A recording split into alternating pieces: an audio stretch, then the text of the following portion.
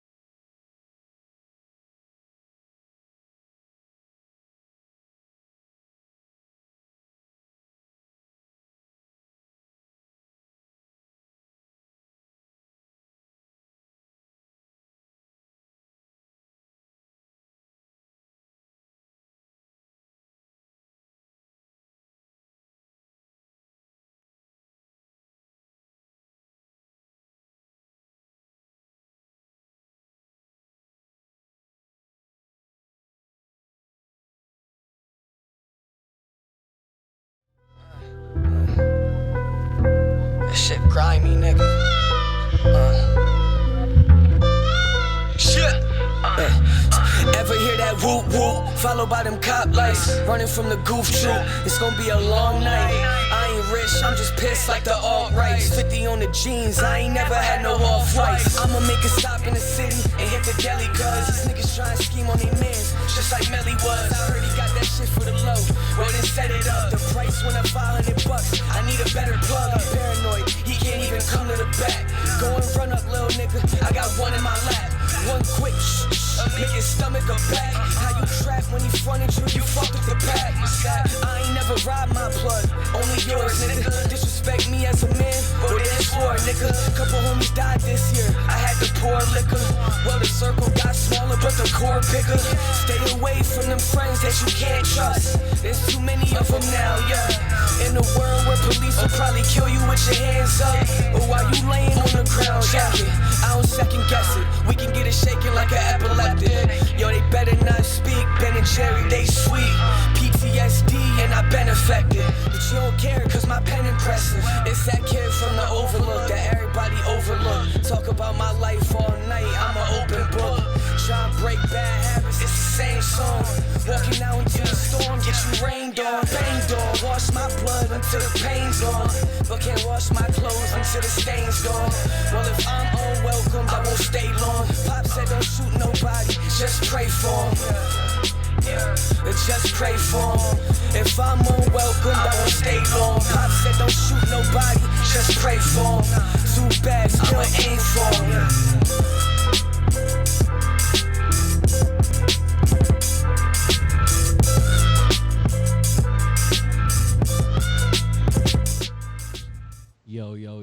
Yo, welcome back to another episode of the Cypher. This is episode 9. We've officially been at this thing for 9 weeks straight. So you all know the drill. I'm your host, Andrew Kazir.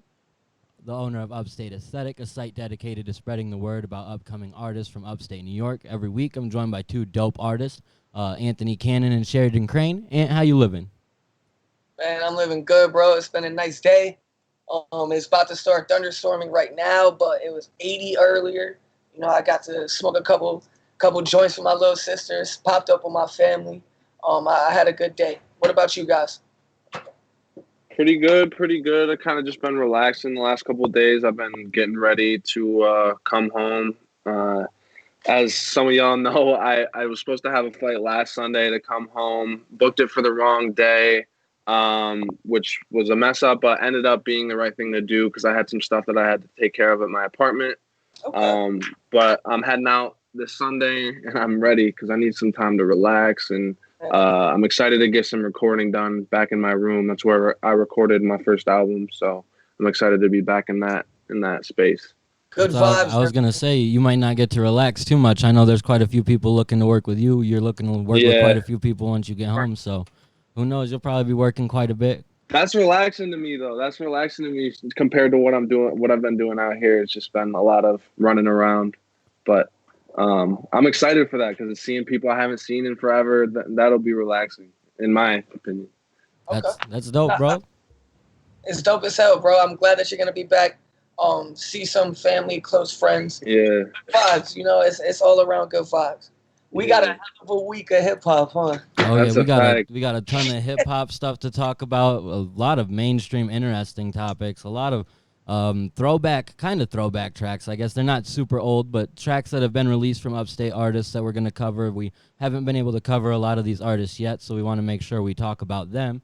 Before we jump into the news, I do want to just talk about a couple of albums and tracks that came out this week. We got Before the Rise from Deshaun. We've been waiting for that one to come out for a while, so I'm glad he finally got that EP out on all streaming services. We got Yellow Peril by Kimby15. He just messaged me earlier today. I've been checking him out a little bit. He's a little younger, but he's definitely putting in work trying to get noticed and keeps communicating within Upstate Aesthetic at least, so I see that he's trying to work with the Upstate artists. Yeah, man, and that's always good when you take the initiative to do that. Really works out in your favor in the long run. You feel me? Absolutely. And then we also got a new track from an artist named Isaiah Jordan. I think he's in Arizona now, but he was in Syracuse for a while. His track Lit, that came out. We're going to talk about that one next week. I told him we were going to talk about it this week. I totally spaced it. But I do want people to go ahead and check that out. It's a really dope track. We'll be sure to cover it next week. And if you missed it, Carlito's Dreams by Carlito Black dropped last week. So there was a ton of music out. I don't know if it was the best week to choose to play like throwbacks, but it's all right. We got to talk about everybody, keep everybody in check with what's going on. Our first topic is a very interesting one. I'm super curious to hear what Sheridan has to say. We're definitely not a political podcast, so hopefully we don't get super politically crazy No, we can't here. spend too much time on this. We can't spend too much time. Yeah, facts. I agree. But we got to talk about... people tuning in, I hope that they engage because this could be an interesting segment. Absolutely. Yeah. What we're going to talk about is Joe Biden. I'll just play the snippet of his interview on The Breakfast Club. I got a good 30 seconds of him being very controversial. Well, thanks so much. That's really our time. I apologize. You can't do that to black media. I can't do that to white media and black media because my wife has to go on at 6 o'clock. Okay. Oh, I'm in trouble. Listen, you got to come see us when you come to New York, VP Biden. I will. It's a long way until November. We got more questions. You got more questions, but I tell you, if you have a problem figuring out whether you're for me or Trump, and you ain't black. And that's it. That Joe Biden apparently says if you can't figure it out between him and Trump, you ain't black. This is very controversial in everything that's going on. I want to go to Sheridan first. He's got so much to say about Biden. I know he's going to have something to say about this. I have so much to say, but I'm going to keep it short. He's a clown. I think he has dementia. I was inherently racist. I will not be voting for him. I will not vote for Trump. I will not be voting, period. Man, I'm not going to front. This is the first year I ever registered to vote, or the first election that I actually registered to vote for. Unfortunately, I'm admitting to not voting last election. I was part of that. little group. You feel me? I felt bad, so this year I got it. Biden is out of his goddamn mind. You feel me? Like, I don't know exactly how else to put it, but Charlemagne's face when this happened was priceless. You feel me? I felt for Charlemagne too. Like, I felt like he had so much he wanted to say, but because it's such a professional atmosphere, he couldn't. He couldn't be like, yo, what the fuck are you trying to say? Like, I feel like he really had to hold back. And you got that in the last, like, 10 seconds of the interview when you're just watching Charlemagne kind of realize what's just happened and how he could say something, but it wouldn't help him in any way, shape, or form.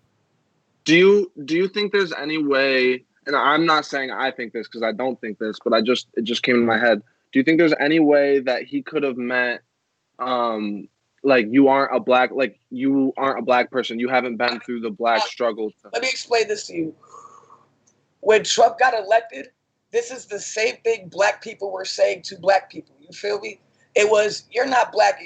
Your black card's getting revoked if you're a Trump supporter. You feel me? It's problematic. It's divisive.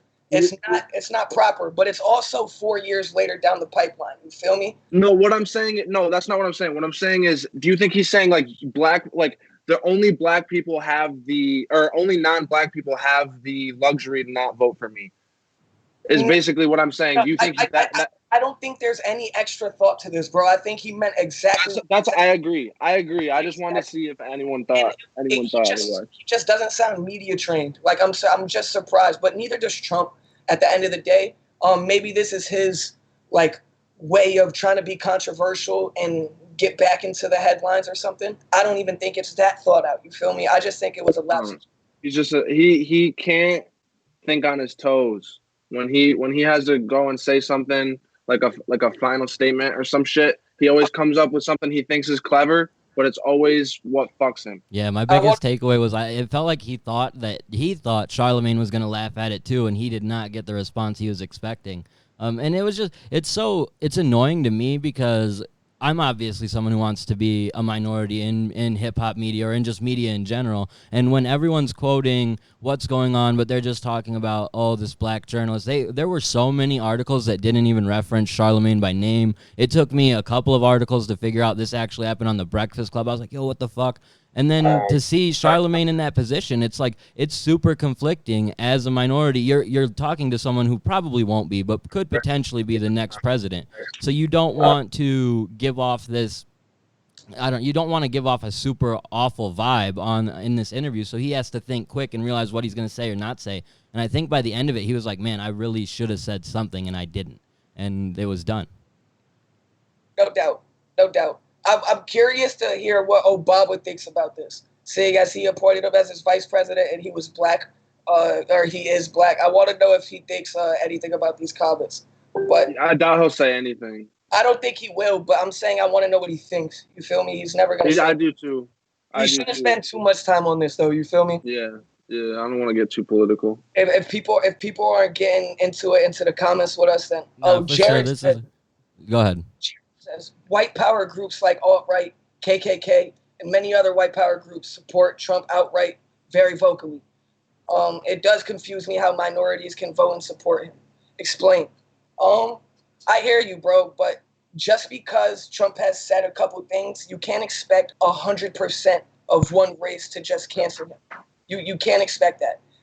Even though there's Mexicans voting for Trump, you feel me? Despite all of what he's said, like he's came at every race almost equally. You feel me? Like I actually think he's just as shitty to fucking everybody. He's just a bad.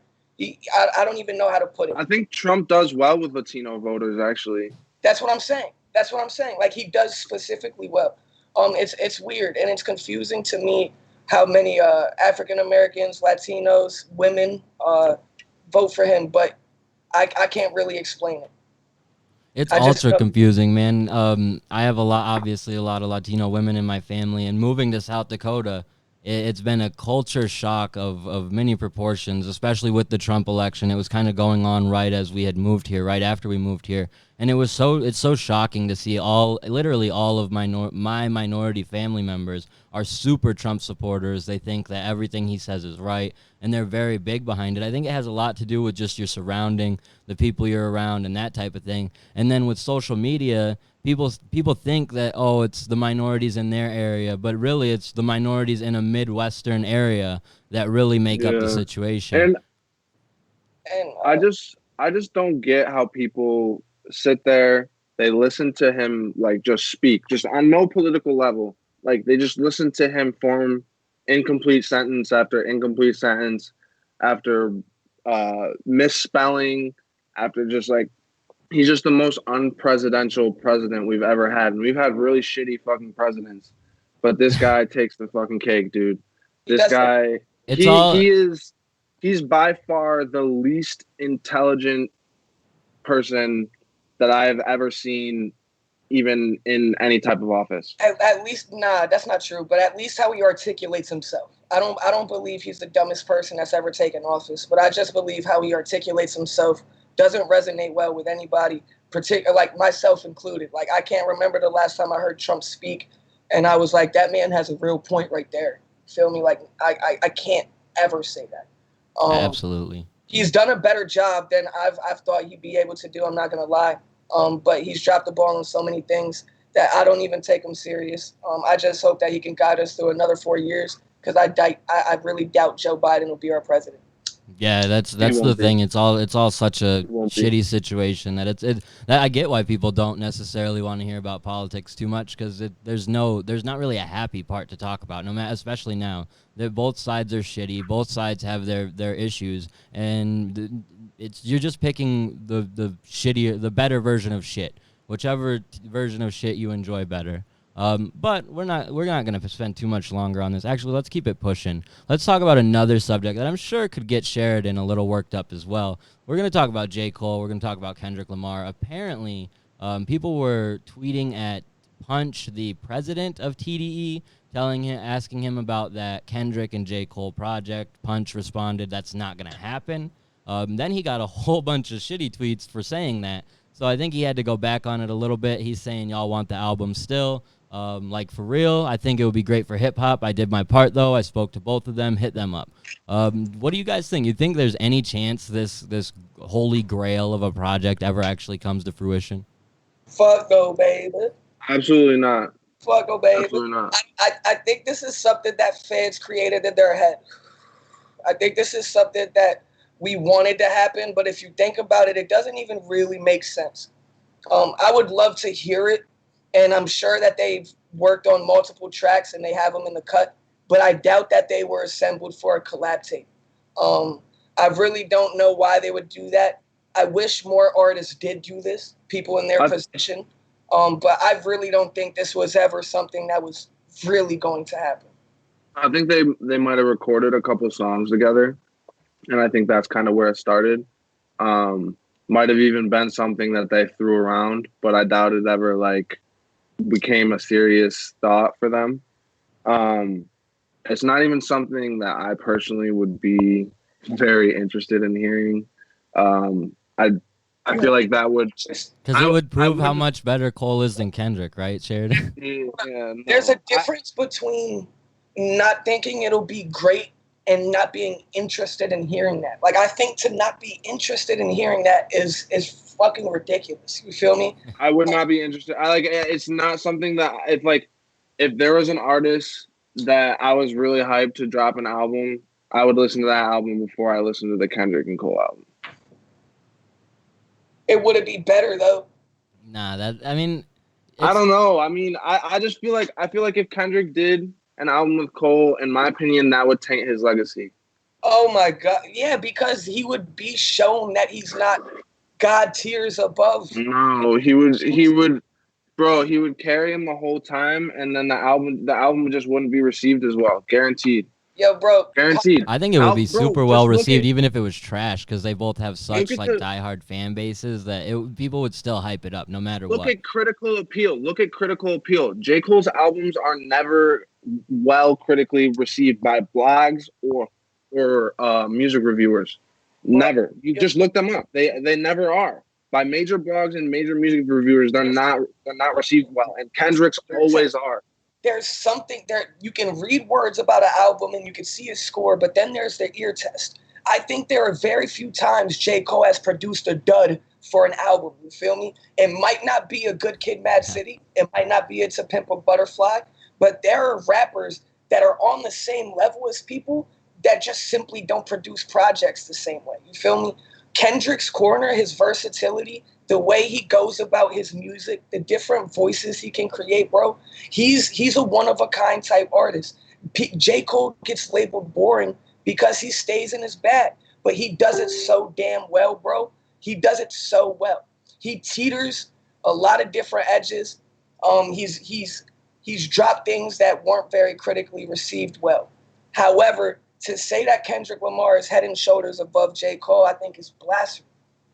I think he is. I think he 100% is. And I don't care if J. Cole sells well. I don't think that he's as good as the majority of his fans think he is. I have to go with what Jared said, though. He said that I think J. Cole and Kendrick are like Snoop and Tupac to me. They just make each other better. I honestly think that they would both, if they were to really get in the studio and try and produce like a full-length project together, they would push each other to new limits that we might really be surprised by the project. And I wouldn't be surprised. Like, it would be good. I don't think it would be bad. I have seriously high doubts that those two... I don't think it would be bad. That's not what I'm saying at all. Sheridan, just like Sean just commented right now, like you don't give any merit to the fact that Cole produces a lot of his catalog. Like I think I've said on this show before that I like Cole as a producer better than I like him as a rapper. I love Cole as a producer. I know, but bro, that just adds to the artistry factor. You feel me? That just encompasses exactly how deep he is musically. Cole has probably limited himself from how good he can be received or how well he can be received by people like you, because he doesn't always go for the crazy fucking production that Kendrick does. You feel me? He stays in his bag. He might not be as shiny. He might not be as, I don't know, fucking in your face like Kendrick is, but that man is a fucking beast. And I'm gonna wait. One day you'll give him his roses. I think he's good, and I like J. Cole as a person. I just don't think he's as good as people think he is, and I think it's disrespectful to compare him to greats. I think Kendrick is comparable to greats. J. Cole is not. That's all I'm saying. I just don't see how they're that far off of each other. Like, it's very hard. Like, because I agree with you on some points, especially, like, there are probably at least one, maybe two Cole projects that didn't hit for me. They were duds to me. They weren't necessarily received as duds by his fan base because that doesn't really happen for Cole. But I can't see the huge separation that you see, Sheridan, because despite the fact Kendrick's that there are never duds. had a dud. Okay. Bro, I mean, well, Untitled Unmastered was. But that's Untitled Unmastered. That's literally Untitled. No, like, yeah, it's not an actual album, bro. Would you say that you prefer like a West Coast production and sound over an East Coast sound? I think we've talked about this before, and I think I'd say slightly, but like I love Big L, I love Nas, I love Biggie. That's not J. Cole. He's not that type of rapper. But that's the East Coast. That's the only type of rapper you can compare to J. Cole. And that you just named, not in the world, but that you just named. He's not Big L. He's not gonna punch you to death like that. You feel me? He's not that type of rapper. You have to look past just the lyrics for face value sometimes. If he wanted to drop a crazy 16 bar for bar, Cole could do that in his sleep, son. In his sleep. Then I want him to do it. Then I want him to drop an album that is as conscious as his music gets branded. That's where I think a project like this would force Cole to do something like that up against Kendrick, going into the booth, hearing what Kendrick's putting out. It would literally have to be like a collaborative project, though, not with them on separate sides of the earth. And that's never going to happen. Like, they're never going to get together and really put together a project like that. I could see maybe some type of throwaway type of EP of stuff they have in the tuck just to appease people at this point. But I don't think it's ever going to happen. I think this is one of those projects that is never going to happen. It's cool to think about and would be really good to hear, but we'll be lucky to get a couple more Cole and Kendrick features because they just don't seem to work together like that anymore. I'll say I hope it happens and I hope it's good. I just don't Like I hope I'm totally wrong. My one thing is like, on all the songs they have together, how many times has Kendrick washed Cole? Like that's what I don't get. Like I feel like he completely washed Cole on Black Friday. no, it was different rapping styles, bro. I listened to Cole's shit more than Kendrick. Kendrick went so fucking ham. Mm-hmm. He decided to do that rapidy rap shit on one of Cole's beats. Cole wanted to make a banger, but if you listen to the bars on Cole shit, he's still rapping. He's just rhyming everything with nigga. He's just flowing and having fun. It's a different bag. But what is it? Forbidden Fruit, American Dream. Like they have songs together, and that washing that you keep talking about has never happened. And like a big I aspect, disagree. a big aspect that comes with all of this, and why I think that Punch probably was just saving face at this point, is there's a lot of business that goes into this. Like these are two guys trying to that are the heads of two labels essentially, like the head pieces to two labels. They're not just going to be able to put a project together, and like there's a lot more that goes into that from a business perspective that a lot of fans don't think about. Like it's not an easy hurdle for those two to overcome, especially in their positions as the two guys like that. Not at all. Well, one thing I will say is they will be, because I think that Kendrick definitely does probably look at J. Cole as a rival. So I think okay. Who else? It's like who else? It's like I don't want to cut you off. That's my bad. No, you good. I'm just saying like I think they would push each other, and I can't really remember where I was going with that now. But that's my bad. You good. I'm high as fuck, bro. I was just gonna say, like if J. Cole's not Kendrick's competition, then who is? That's one point.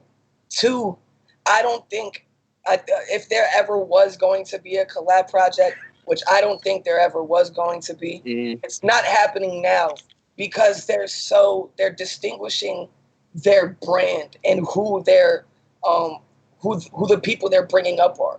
That Dreamville project happened, and Reason, Isaiah Rashad, Schoolboy J, everybody on TDE is firing on all cylinders. You feel me? I think they're too focused about that rivalry might not really exist, but I don't think they're ever gonna come together like that. Because they're clicking up so heavily, if that makes sense. Yeah, no, and what I was gonna say was, I think that another reason why it wouldn't happen is even if they tried to do it, I don't think they would ever settle on songs because say J. Cole did have a verse better than Kendrick, he wouldn't want to do that song, and if Cole had a verse, and if Kendrick had a verse better than Cole, I don't think he would want to do that song. I disagree because Cole washed Kendrick on American Dream, but he didn't have a verse. He just showed up to do what he does. You feel me? I don't think when J. Cole and Kendrick collide, I think egos are the last thing you have to worry about. I think it's more so who's going to take what hooks and how are we going to orchestrate these songs to articulate both of our abilities. You feel me? I disagree. I think as much as I think they are down to earth guys, I think that it probably is enough of a thing that they think about that I think there would be. I think that's why you're taking. But why are they saying so seriously that it's not going to happen? Like there's obviously a reason. Because they could be tired of it. Maybe it's going to happen and they just want to piss people off. Oh, but shit, I forgot what I was about to say. It was something about this project. I think that there's potential. It could happen like 5, maybe 10 years down the road when they've got all their stuff laid in what they've done now. I can't imagine the idea of, all right, I'm running a label. Let me try and take care of all my artists, what they're doing. And then, oh, yeah, tomorrow I'm going to go in the studio with Kendrick all day and have to compete at his level and be at his level. And we both have to be at that level. Otherwise, fans are going to be disappointed. So, like, just the thought of, like, that workload. That's intense. Yeah, that's an intense studio session. You're banking on the fact that they're going to doubt themselves. You're banking on the fact that they're going to record a verse and then hear the other person and be like, my shit wasn't good enough. In their minds, every verse they lay down is probably the best verse in the world. You feel me? I don't think they're going to be insecure little bitches about a project. I think that's the last thing. Like even on like somebody like your level or my level, you You feel me? We're not gonna get a verse from somebody and be like, oh, Keys, he washed me. I'm not putting this out anymore. You feel me? It's not gonna happen. I think and I wasn't even meaning it Not for necessarily me, in the like- aspect of them being afraid of who's better than who. Just the aspect of like, I got to go to work that heavily on top of everything else I've got. Like that's a lot of work, and I think that's there's a lot of pressure on that project too. It's kind of easier to not do it. Like it's so much easier to not do it. It's a whole lot that goes into making it happen. That it's easy for fans to want it and to say that it needs to come, but if you really start thinking about everything that goes into it, it's not likely now. Definitely not now. I think the Kendrick and Cole collab will live on through a Dreamville and TDE, like a Reason and JID collab tape or some shit. You feel me? Mm-hmm. That would be dope too. I expect something like that. I'm not gonna lie. But now it's time that we hit the trifecta. We talked about Cole. We talked about Kendrick. We got to talk about Drake. And conveniently enough, Drake made some really newsworthy shit happen this week. So I'm just gonna play the snippet of that Drake or someone played on OVO radio, or it was an Instagram OVO thing. But here we go. Real shit, Kylie Jenner as a side piece. I got 20 motherfucking Kylies. Nigga, I got 20 damn Kylies. I got 20 damn Kylies. I got 20 grams. Now, this track is obviously pretty old. It's been leaked before in the past and played online, and people have talked about it for sure. But what are your guys' thoughts on this track? This is a crazy one. So I'm super conflicted on this. I'm really hoping that Drake didn't just admit to statutory rape on this track. That's my only thing. Clearly, there's never gonna be a Drake and Travis collab again. I would be very surprised to see that happen. I think I've made that clear. I've vocalized that on Facebook. I think the track is whack and a prime example of why I never really fucked with Drake and Future together. They just sound lazy and uninspired. Like it really sounded like friends going back and forth freestyle and drunk. Then I guess that's how I interpret it. That's probably what they did. But exactly, like it just was lazy and uninspired to me. I really don't think that the way that Drake and everybody reacted when this was live, I don't know if you played the video or just the audio, but that was the biggest thing to me. That was the dead giveaway. Drake looked white as a ghost as soon as he heard the lyric. Somebody came immediately to turn off the live or cut off the music, and he issued an apology almost immediately. So those were red flags to me. I don't know exactly what it means, but I know Drake knows that this was a fuck up. It should have never happened on his end. For sure, it creates such a tension between him and Travis. Like, and there's obviously already been issues over the last however many years with them because of Kylie. And then something like this to leak and now become mainstream news and something everyone's talking about. You're right. The likelihood of them seeing those two collaborate again is very unlikely. Drake did quickly issue an apology saying something about how he didn't want to make anybody feel some type of way. This wasn't intended to happen, yada, yada, yada. And just explaining the situation, so it's clear this was not meant to happen. But it's so crazy that they let it play that long before they realized that was that track. There's so much to it to me that was really surprising. That's one of the things that like struck me as odd. Like it must be like so old that he was bumping to it for so long, forgetting what the song was. The lyrics shocked him. You feel me? Like when it came on, he forgot that they were there. So either he has a version where he edited that out, and they played the wrong one, or he just forgot what his own song was and how problematic that could be in the long run.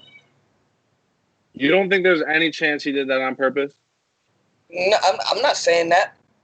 I didn't say that. I don't think he did it on purpose, but is there a chance he did? He had a really good apology lined up. I think Drake's an actor. I think Drake's an actor, bro. I agree, but I think Drake is one of the more strategic people in hip hop, but I think you're giving him too much credit right now. I don't think that. I think this, if you saw his face, he genuinely looked like he fucked up, like it wasn't supposed to. I watched it. You tagged me in it, and then I watched some more shit, but like, I don't know, bro. Like, I'm not saying like this is definitely a fact, but And I feel like he did this shit on purpose. I feel like that shit was too.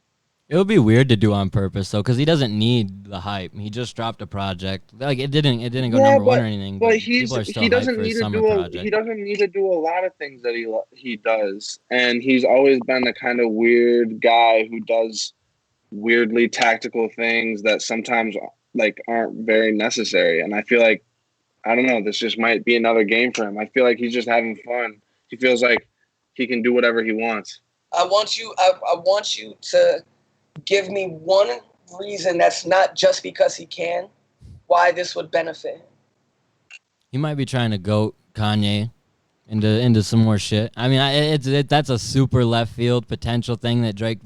But Drake isn't gonna get Kanye to respond to him for very many things. So playing something like that, it could draw up the whole Kanye beef again. And I don't feel like Drake is done in that. I feel like he has to be, because Kanye's not doing anything to antagonize him or not even making the same kind of music anymore. So it's hard to keep going back and forth. So this is a way to antagonize him and cause issues within his family. It's a stretch though. I don't think he needs a reason, bro. I think he just feels like he can. That's really that's like. I feel like he has always been the type of guy to kind of clout chase, even if there's not really a reason. Okay. I'm not. That's just my opinion, and I'm not hating. I'm not even hating on it. Like, I think it's kind of fucking funny, but like, I mean, I don't really. I think it's funny if he didn't admit to statutory rape. You feel me? Well, not. I don't. I mean, I don't think that he's being literal though, and I don't think he actually. I mean, maybe though. If he did, then that's fucked up. I took it as literal. I think if it's a joke and it didn't really happen, you let it rock. And you hit up Travis afterwards and you that shit didn't really matter.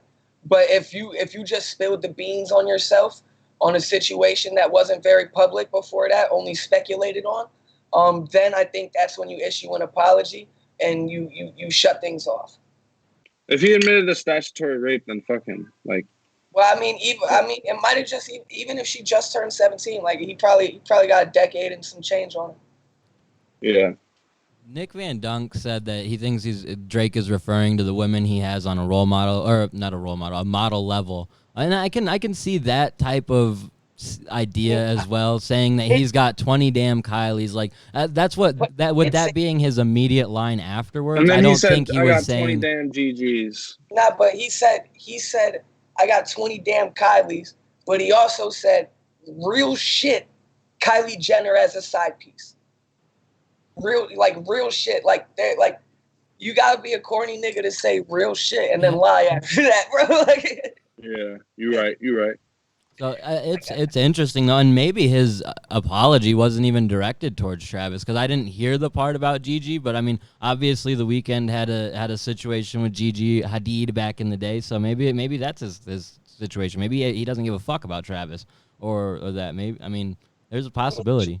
Drake is just notorious for these little slip-ups and weird scandals with women.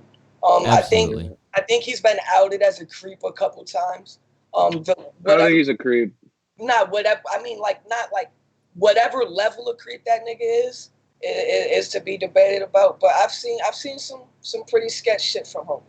Yeah, I think he's a creep. What'd you say? I think he's 100% a creep. Oh, I thought you said I don't think he's a creep. I definitely think he is. I was like, I could link you to some shit. No, I've seen it, bro. I've seen it. I'm not really a fan of Drake as a person.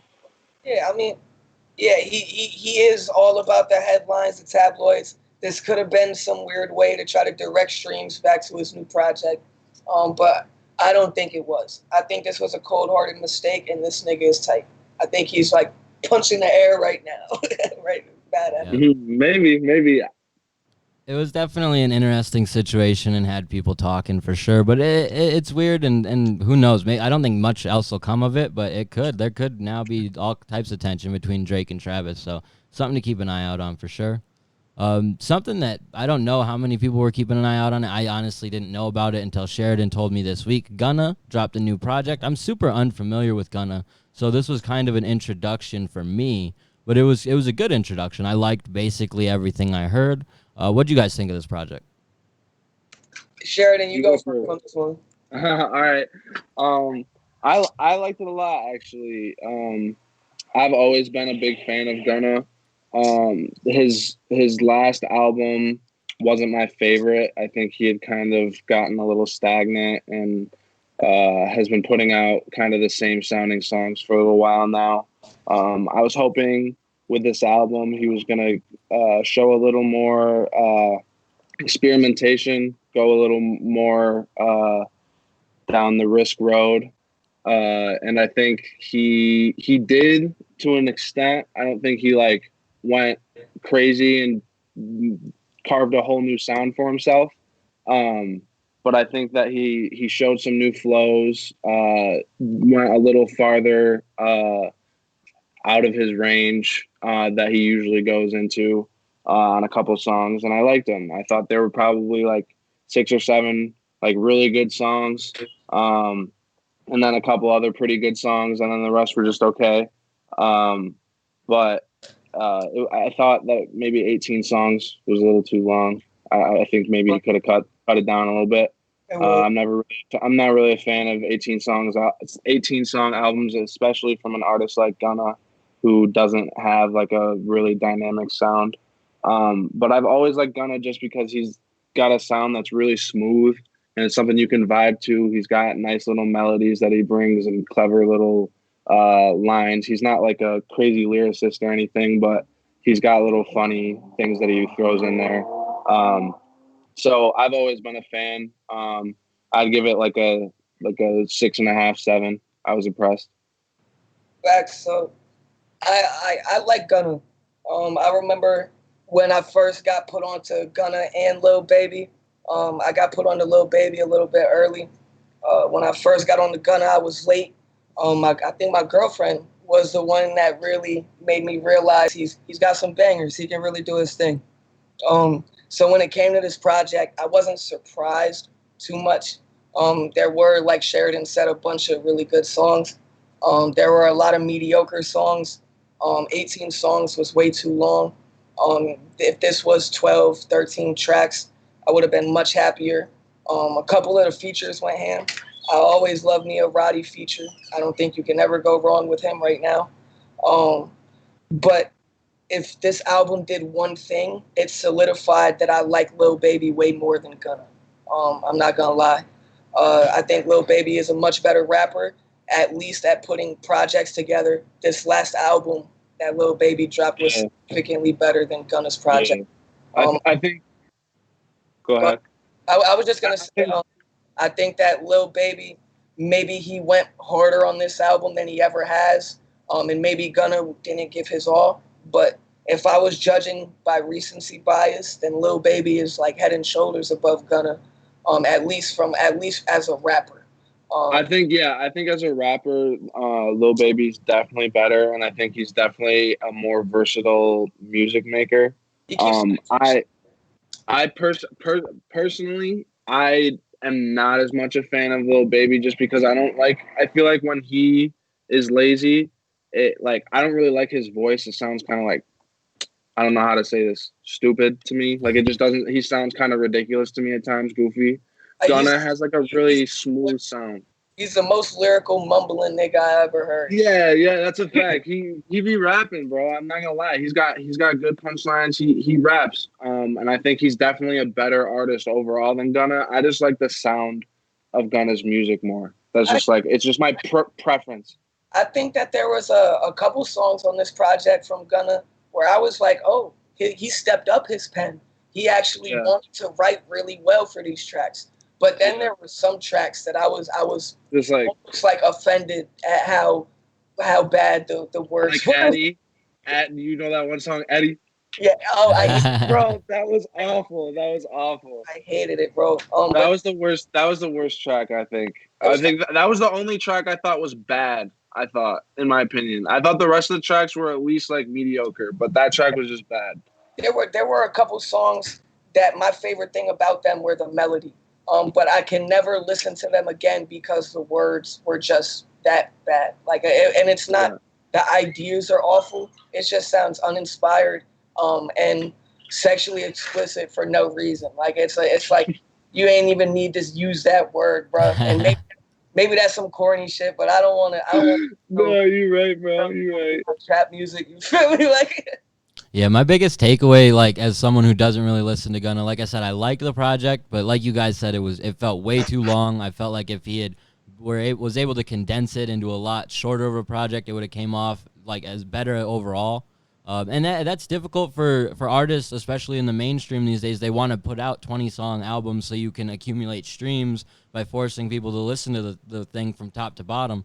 But I think it's a bad play in the long run. I think it's a really bad move, especially for an artist like Gunna, who if you put out a solid project with 10 tracks, people are going to go back to it more often. This one, they'll play it through, but they're not going to go back to it. And that was my biggest thing. My other biggest thing was, I was listening to it, it went straight through into another Gunna album, and I had no idea. So that tells me that there probably hasn't been much of a shift in his sound or what he's doing. I was like, this has been going on forever, and I was like, oh shit, this is a whole new project. Like, that makes sense. So there was a couple times on this album that Gunna's voice was slightly different than what I was used to. I'm not sure if I made that up or if that's a real thing. But he just sounded slightly different than I'm used to hearing him on like 3 or 4 songs. So I appreciated that factor. There were a couple songs that I heard him talking more with less auto-tune, or his voice was pitched down deeper. I like shit like that. It keeps. Have you seen the video of him doing Top Off on the Color Show? Yo, Paul. his song Top Off. Damn, bro. Gunna's song Top Off. He performed on the Color Show. And it's like it's either like very little auto-tune or no auto-tune, and it's actually like really fire. And that's my favorite song by him. It's fucking, the beat is like one of my favorite beats I've heard in a couple years. I gotta check it out. And he's really smooth on that shit. I think that Drip Season 3 is his best mixtape. But this is definitely, of his 2 studio albums he's put out, this one is superior to his other one, even though it's a little too long. If he only has 2 studio albums solo, then I heard his other one. And I even back my statement up that Lil Baby makes better albums than him. More. Yeah. I thought he had more projects that I haven't heard. So that's dope. He has mixtapes. But yes, I think his mixtapes so far are better than his albums. I mean, I like Gunna better than Future. I like Gunna better than a lot of people. I wouldn't even really compare him to Future, but just because they dropped albums in the same week or 2. Yeah. I like Gunna's sound a lot. I just wish sometimes he was a little bit more creative with his pen, because at his high points, he can be pretty witty. He has some bars every now and then. Nice. The positive thing about this project is, like I said, as a new listener, it was something that will at least push me to check out his next project when it comes out, because I will want to see what else he can do, because he, like you guys said, he had a lot of really good songs, a lot of stuff that I was really into. So it was good. It's a good way to get people to check you out going forward, is by having at least a decent project. There's not a whole lot you could complain about it. It just wasn't the best and probably too long. I was just going to say, one thing that might have took away from my experience is that I accidentally listened to the album in shuffle, and I didn't realize until like 10 tracks through. It was way too late. Yeah, exactly. So I didn't listen to it in order, but I did listen to it in its entirety. It rides in order, but there's no like story or anything that you were missing. Yeah, so of course, yeah. I figured the beats just played better. Yeah. I agree. For sure. Now let's start talking about some local music. None of this is necessarily super new. Some of it's a couple months new. Some of it's about a year old. But it's a lot of artists that we've wanted to talk about for since the beginning of this. We just haven't had an opportunity to. And even though they haven't dropped, we're still going to play some of their music, and hopefully they'll drop in the near future. The first artist I want to talk about is someone that was super controversial when he was on Facebook. He doesn't seem to be on anymore. Alonzo Brunn. This track is really dope. It's off his latest project. Zoe is definitely someone, if you haven't checked out for whatever reason, you got to check him out. He's dope. Let's get it. Yeah.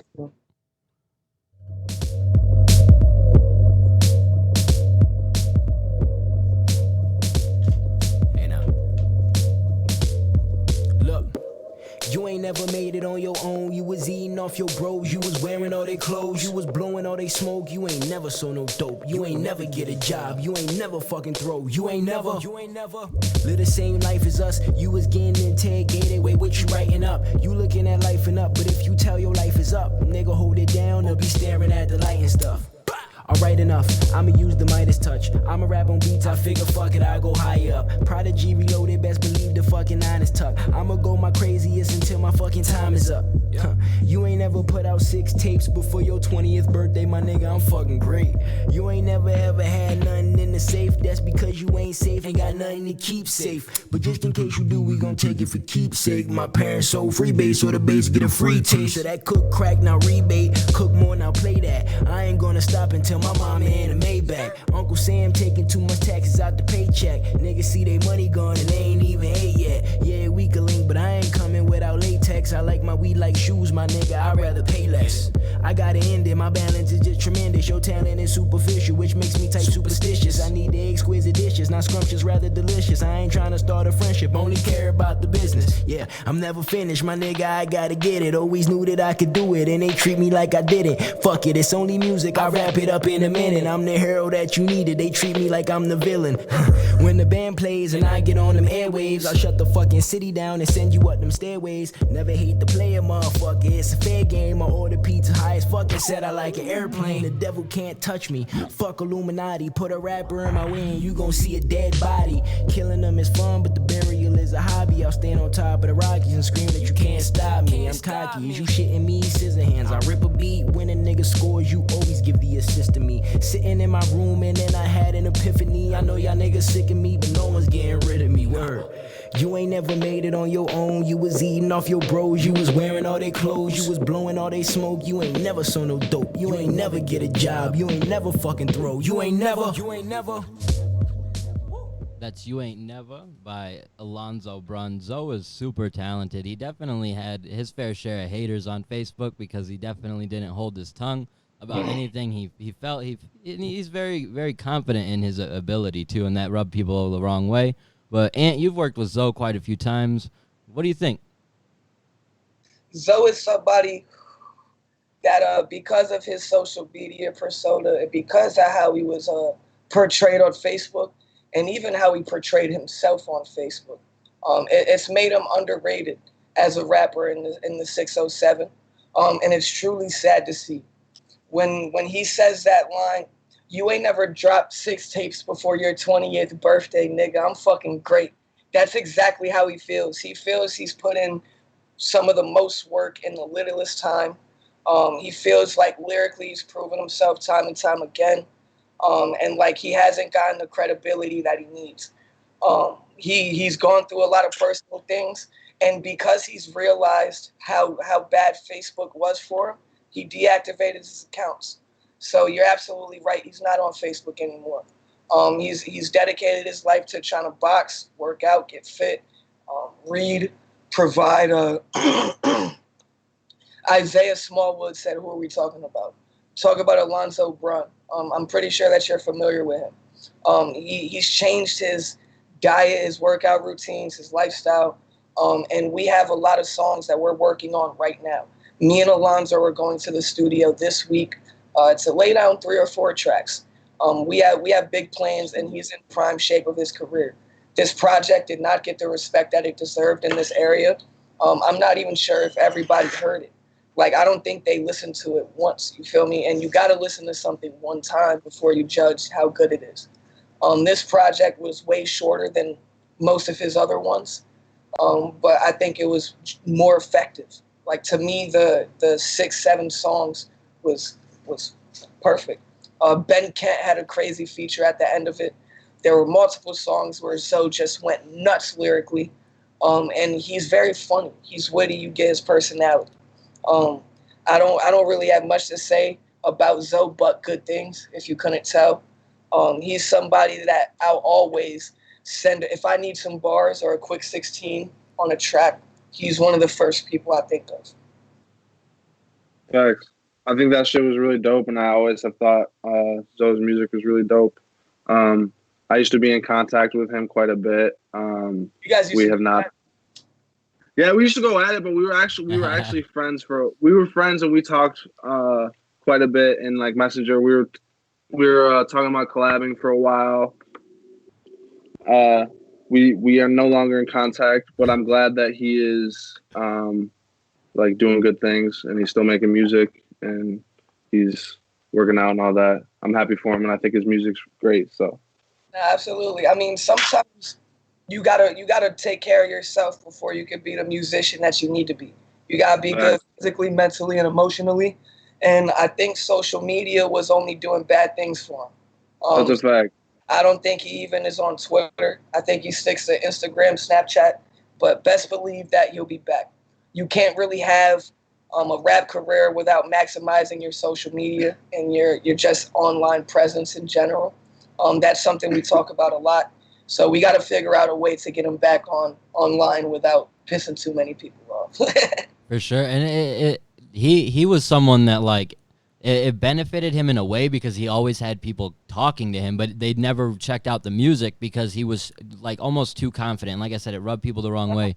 He and I, Yo, a lot of people did check out the music, bro, but it's like when you present it like, yo, check this out, I'm the best rapper in Binghamton, people are going to listen to it differently than if you tell them, yo, can you check out this track? I just dropped it. I want to know your opinion. You feel me? yeah, That their standard is different.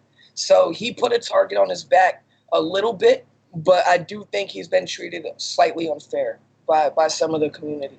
for sure. And he and I, we butted heads quite a bit when he was on social media because I was like, dude, you are super talented. These videos you're putting out are super dope. You have to give people the opportunity to like catch on to that and what you're doing. And the way you're going about it is just shoving them away. And it was a situation where he was like, fuck no, I'm too good. There's no reason I should have to do this, that, or the third. And I'm like, man, just listen, just put it like, and he did it in the long run. He got himself away from the negativity. He's still working on music and doing other things to benefit his life too. So Zoe is definitely one that he had a lot of people that were frustrated with him or whatever, but he also had a lot of people checking him out. When Upstate Aesthetic started, we ran an interview series with Zoe, and it's still probably one of our top viewed articles on the website because he had so many people either who hated him or loved him that were checking it out. And it got plenty of shares the same way people share stuff about Tekashi and they're like, what the fuck? It was the same thing with Zoe. Half of the shares were people like, why the fuck is this happening? But it still got him way more attention than he would have gotten before.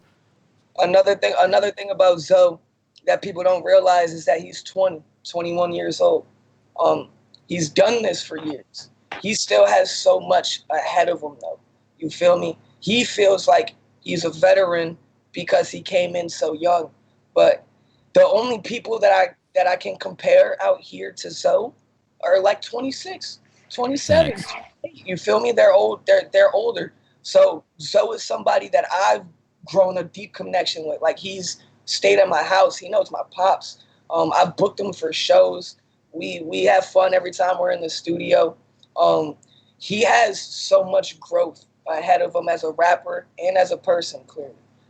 So we haven't seen him scratch the surface of what he's capable of. All he needed to do was get back into the mindset, and I can tell you for sure that he's in the mindset. So I'm excited to hear y'all. I mean, it's not. Trust it. What we got is gonna be fire. I got a track with Zoe and MBK Richie.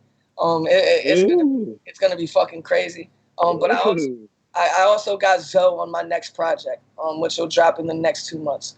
So you'll hear something very soon. Looking forward to it. The next artist that we're going to play is definitely someone that Ant is super familiar with. We're all super familiar with him though. Mr. McBean, super talented, probably the most like criminally underrated artist in Upstate in some way, like amongst Say that again. like criminally underrated amongst like people who don't know, but the artists know. That's the funny part. You talk to any of these heavy hitters that we've discussed, like Matthew Cornwell and people like that, he always talks to me about McBean and saying how good he is. So it's criminally underrated by the people who don't know, but the people who know, they know that he's good. So let's go ahead and play this. This is a track featuring Matthew and Meech Booker. Say that. Yeah, yeah, yeah, yeah, yeah.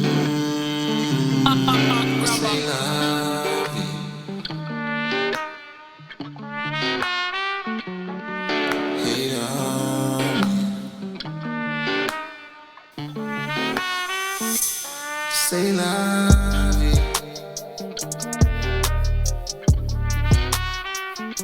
Say la vie. She said she got options, nigga, they love me.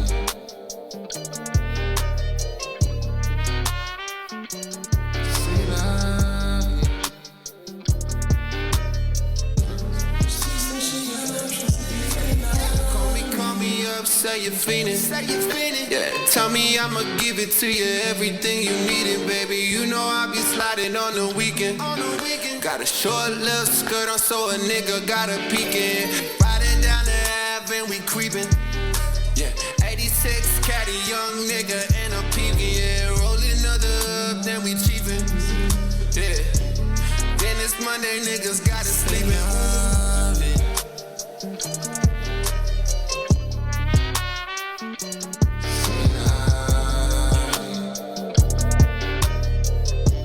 She said she got options, nigga, they love me.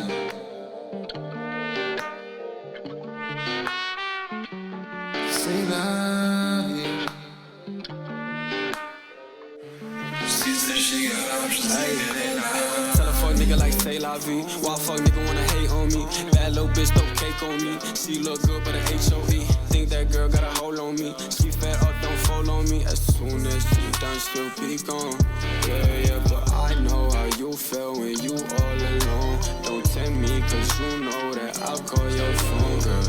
I just can't help it. Oh, I just can't help it. And these females keep bothering me. Yeah. Yeah, that's like. She got that act right, got that cool like that's like. Yeah, she got that act right. That's like, got that cool night. That's like. It's funny how life works. She wanna choose her. Try to wife her. She got a new love. I thought this was forever.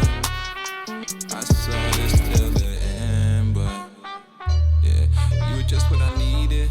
Now you tell me you leaving after all we had, after all I did.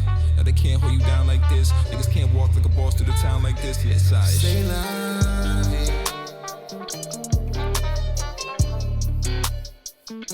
Say la vie. She said she got options, nigga, they love me.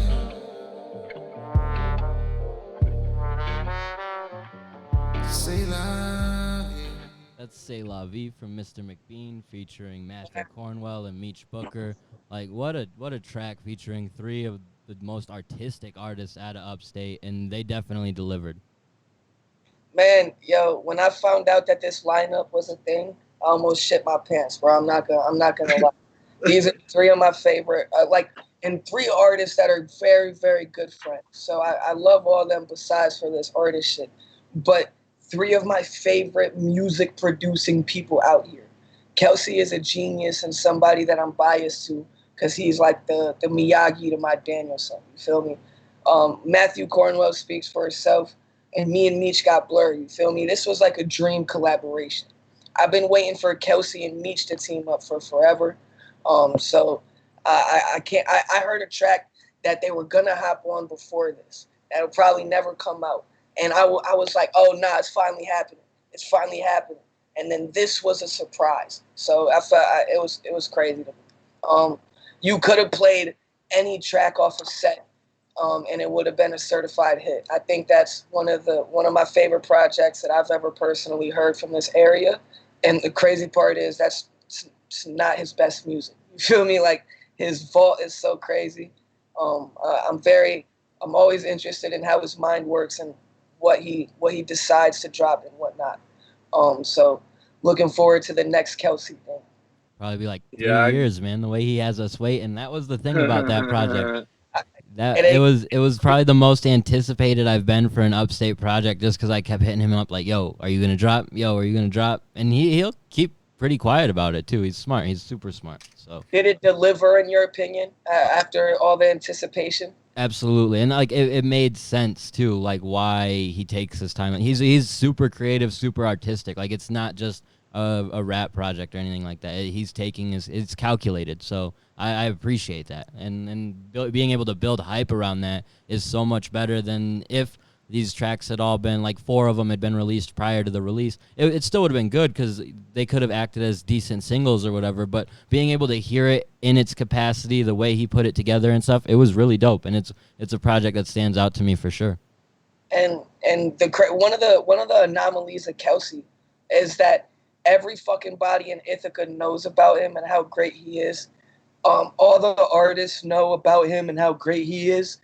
And he survived. He was doing live shows in different cities in Ithaca for 5 years, and he wasn't even really dropping music. You feel me? He was Ghost City when he drops his fucking greatness, and then he goes ghost for a little bit and comes back, and it's like, wow. But the hype, the word, it never dies down. You feel me? He's already solidified his spot in the city at 25 years old.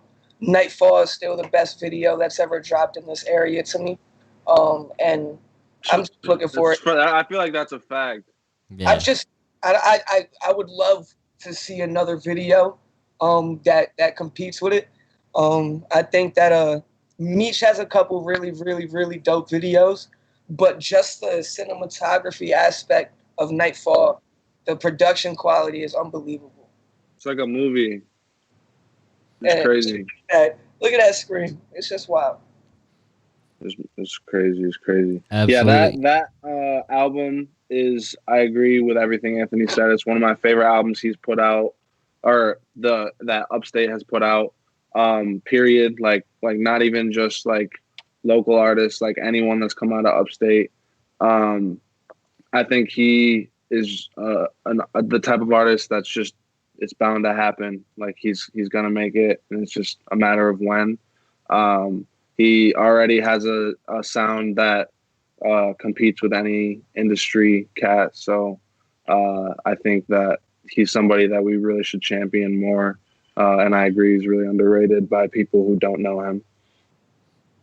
I completely agree. And when Kelsey decides to start really, really rapping, a lot of the verses on set were spectacular. They were deep, introspective. The rhyme schemes were creative. But when he decides to just spit a 16 and take somebody's head off, people are in trouble, bro. Because he's really super versatile. To see the growth and watch him develop his sound that he has now, it's really incredible.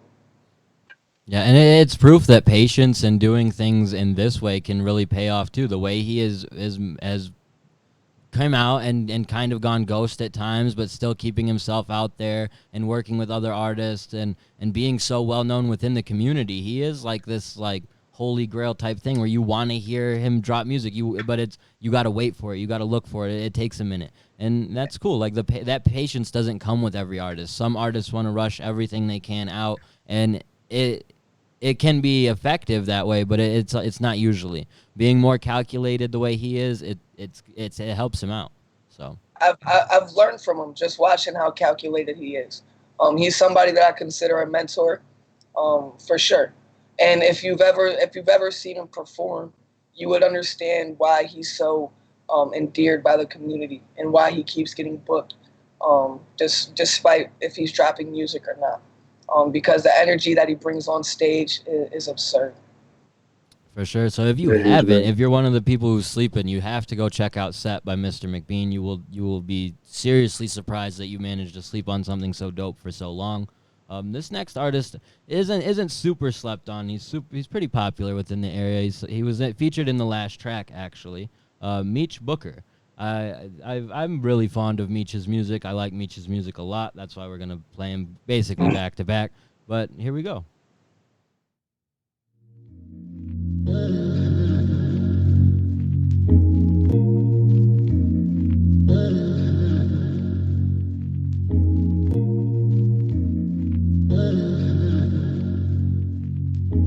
Oh, so familiar.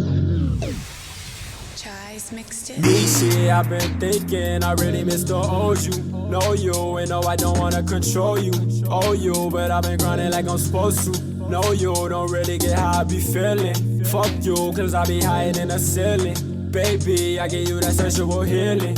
Maybe they wouldn't treat me like the villain if I could get them on my side. Meaty, I've been thinking I really miss to hold you. Know you, and no, I don't wanna control you. Oh, you, but I've been grinding like I'm supposed to. Know you, don't really get how I be feeling. Fuck you, cause I'll be higher in the ceiling. Baby, I give you that sexual healing. Maybe that wouldn't treat me like the villain if I could get you on my side. Let me get inside your mind and you can feel the vibe. Hit a lick and split the cash, we do this all the time. Nigga, I ain't stupid, I can read between the lines. Got me going crazy, yeah, I feel like suicide. I don't wanna hear that complaining, I'm on the road. Lately she been thinking a nigga pocket be full. Really, she don't understand that a nigga be broke. I be fucking bitches, but really she wanna rose. Gotta get a token, gotta get up to the bank. I been doing me and really caring what you think. I might rock a polo or I might just rock the pink. Lately I've been dishing like I'm living in a city. I can fuck with nigga, cause nigga be, I can fade. I can show these bitches cause they remind me of Snake. Ever since I'm young and I had to get to the K. Like I just hit that bitch with a yeah. Meaty, I've been thinking I really miss to hold you. Know you, and no, I don't wanna control you. Oh, you, but I've been grinding like I'm supposed to. Know you, don't really get how I be feeling. Fuck you, cause I'll be higher in the ceiling. Baby, I give you that sexual healing. Maybe that wouldn't treat me like the villain if I could get you on my side. Bitchy, I've been thinking I really miss to hold you. Know you, and no, I don't wanna control you. Oh, you, but I've been grinding like I'm supposed to. Know you, don't really get how I be feeling. Fuck you, cause I be higher than the ceiling. Baby, I give you that sexual healing. Maybe they wouldn't treat me like the villain if I could get them on my side. So if you're familiar with Meech Booker, you obviously know he has a project with Anthony. They've done a lot of work together. So let's throw it to Sheridan first. Let Sheridan get Sheridan's take on this track and then get Anthony's deep dive on working with Meech.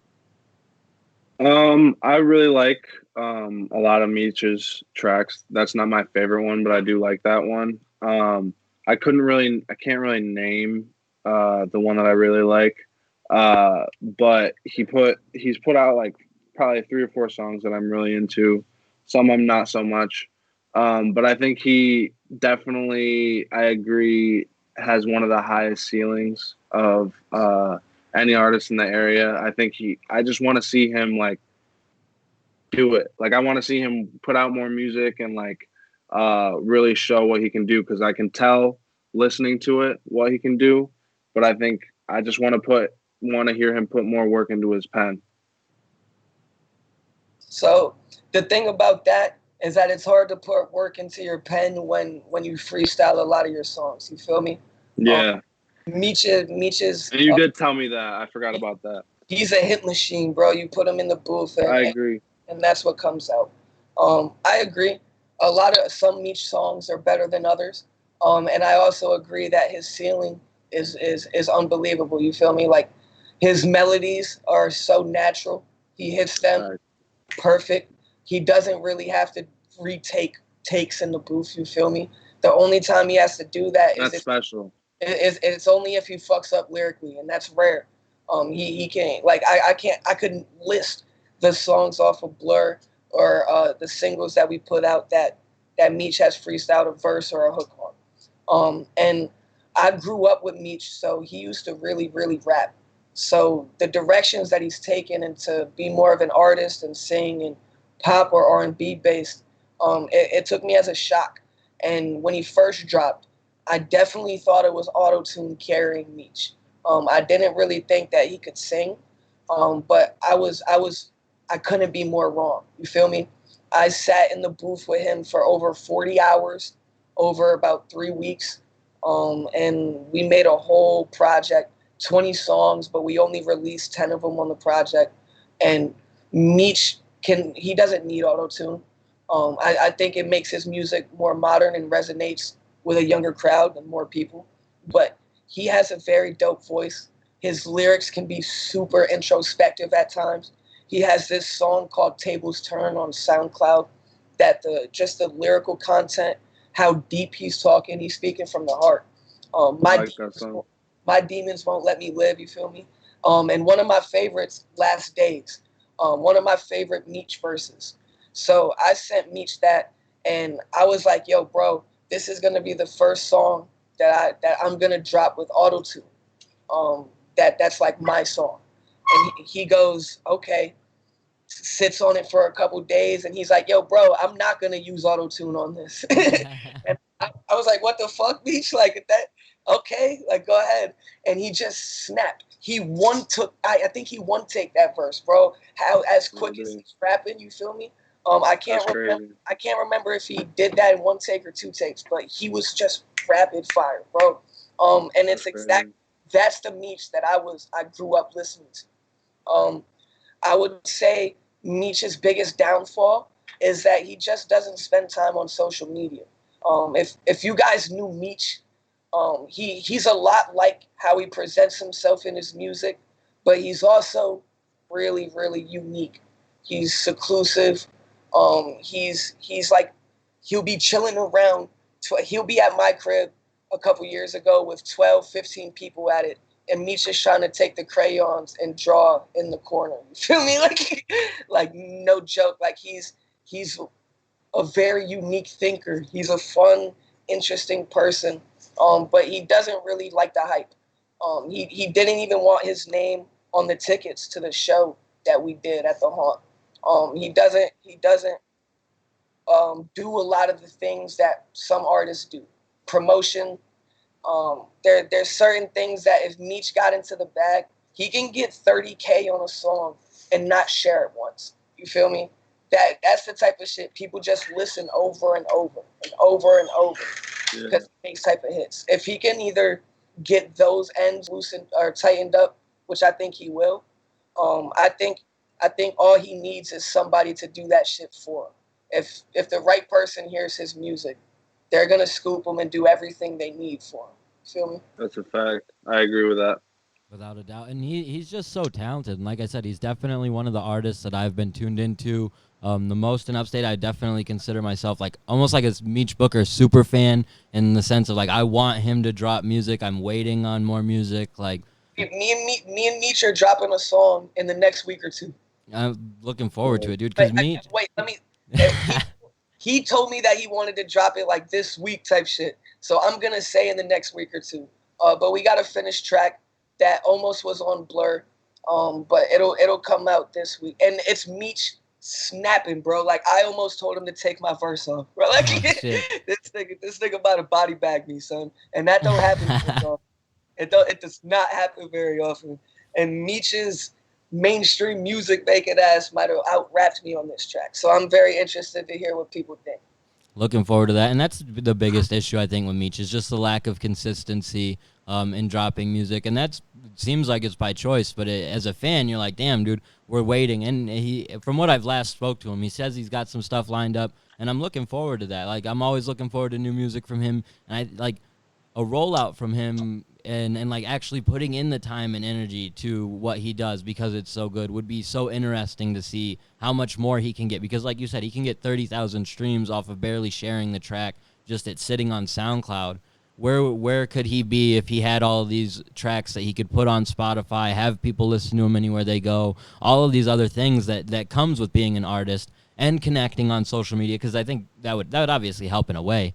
It's not necessary, but name one time that you saw him share his own link or like posted Blur randomly, you feel me, and was check this out. Like it doesn't happen. I'm not sure if he does it intentionally or he just doesn't forget or doesn't remember, or if he really doesn't fuck with the whole social media type shit. Like Meech is a real cool dude, and I wouldn't be surprised if he just doesn't fuck with the social media aspect. And there are artists who have found real success doing that. Yeah. It's just typically not in the lane of music that Meech or and his counterparts make. You feel me? And especially not at the ground level. Like it's hard to do at this level. And that's, I don't know. I think no matter what Meech is gonna get on, as long as he stays making music, because he's too talented not to. It's just a matter of when and how, like when he decides to continue, like. Because it is difficult when the social media presence isn't there. But at the same time, I understand it because I know that posting on social media at times can feel like a full-time job. And then when you have fans who are responding to everything you're saying, and he does have fans at this point, that it's a difficult thing to keep up with. So it's almost easier not to.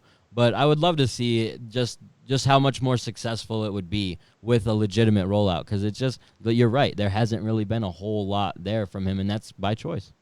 I gotta shout out Meech on like a real level, because working with him all those hours in the studio, picking beats that were out of my usual element, he tested me artistically, and he made me a better artist and rapper. And it was really just on some fun shit.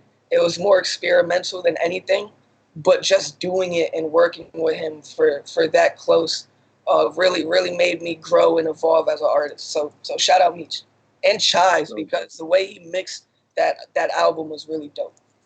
Absolutely. Up next, we have a track that's very different than what we play normally, but this is a track from an artist that I super enjoy, Alexandra. When I first started Upstate Aesthetic, her project was one of the first ones to come out around that time, and I sat with it for probably a week, just constantly listening to this project. So very different, very artistic, but super dope. And we'll keep the cycle going. The cycle going, we'll keep the music flowing. The music flow, whichever the way you're going. The way you go, I sing to you. And we'll keep your laughter going all day long. And we'll keep a beat a bumping till you sing along. We got a spot in the back, real nice, where we like to play sweet melodies for you. Let the music sway, yeah. Sway, oh come on, sway, yeah. Sway, oh. And I keep your smile growing too, with the music flowing. The music flow, whichever the way you're going. The way you go, I sing to you. And we'll keep your laughter growing all day long. And we'll keep a beat a bumping till you sing along. We got a spot in the back, real nice, where we like to play sweet melodies for you. Let the music sway, yeah. Sway, oh come on, sway, yeah. Sway, oh come on, find a vibe, just to roll like the tide. Let the beat bring you in once the music begins. Come on everybody, find your vibe, just to roll like the tide. Let the beat bring you in once the music begins. Everybody just sway, yeah. Sway, oh come on, sway, yeah. Sway, oh. That's Sway by Alexandra off of her self-titled project, which you can find on Apple Music. Super bummed we can't find it on Spotify anymore, but that's the way of the game sometimes. I love Alexandra's music. Like I said, opening it, Zoe put me onto her when this first came out, and it was immediately, like I said, a project that I sat with for a really long time, because the whole project is pretty much, it's not just like that. It's super artsy. It's very like personal and relatable at points, and just a great project. If you haven't heard it, you have to. I'll post a link to that track right now, so you can find it, because it is a little difficult to find, but the whole project, top to bottom, great. And you've done some work with her, at least from what I've seen on social media. She's working on a project with you right now. Yeah, so Alexandra is somebody that for so long, she's been one of the best vocalists that I've ever heard locally. I'm not sure who I can really compare her to in the industry. But her voice gives me chills, you feel me? And there are many songs on the project that you're talking about that are filled with such raw emotion. Like her voice naturally touches you and makes you feel something. But some of the other songs get so deep. I can really feel some of her pain and her emotion, what makes her happy, sad. So she's somebody I had to work with. This next album, I'm working on EPs, tapes, and one album right now. So this next album that I'm working on, I had to have Alexandra on. It's a really conscious, deep, nostalgic album. And so she was the first person I thought of. And when you guys hear the song, I haven't even heard the final product. It's getting sent to me today. I couldn't be more excited. Not the final product, but her shit on top of mine. You feel me? So I couldn't be more excited. The track is going to not like be a hit because it's not necessarily that type of song, but it could uplift this whole community. You feel me? It could be big for my town in terms of healing, in terms of spirit. I think it could do wonders. That's one I'm definitely looking forward to. I'm really excited. I mean, just the way her presence on the track is so commanding. Like you couldn't be distracted if you tried. Like you're just sitting there. Wow, you feel me? Without a doubt. When I first played the project, that's kind of what hit me. Is I was like, this is different, but I really, really like this. Like, and I'm immediately engaged. I need to listen to this from top to bottom, and it's not something I generally listen to. So I'm sure the people around me were like, "What the fuck? When did you start listening to music like this?" But it literally for like a week straight, if not longer, I sat with that project and just because there is so much like personal raw emotion from it that you don't get from other artists at this level especially. And I don't usually tune into that kind of music in general, so to have heard it and just be put onto it, I was like, wow, this is great. What'd you think, Sheridan? I think she has an amazing voice, and I thought that was really a great song. I thought the melody was really awesome. She has great voice control. I want to listen to more. Like I've maybe heard one or two other songs. Has she performed with you, Anthony? Not with You can catch her performing on Facebook Live all the time too. Shout out to that.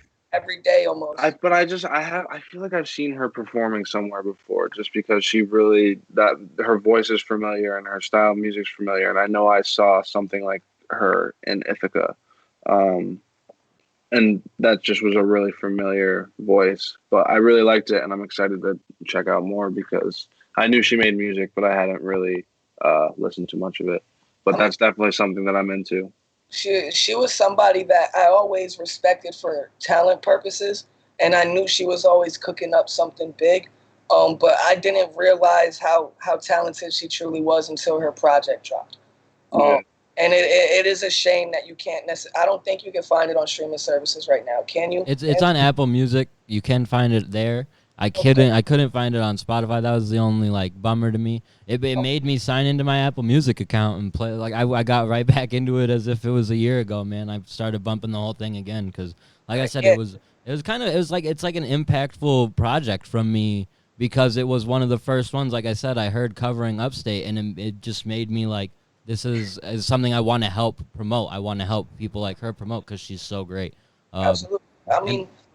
Now go ahead, finish your thought. And I'm looking forward to whenever she drops again because it has been a while, and she, like you said, she goes on Facebook Live, does a lot of other, continues to make music. So obviously there's got to be something down the line at some point, and even if it's a year from now, like I know that she's kind of like the same way we talked about McBean in terms of being calculated and wanting to make the best possible product. I know no matter what, however long it takes, it'll be the first project I listen to because it's her sound and everything. It's super great.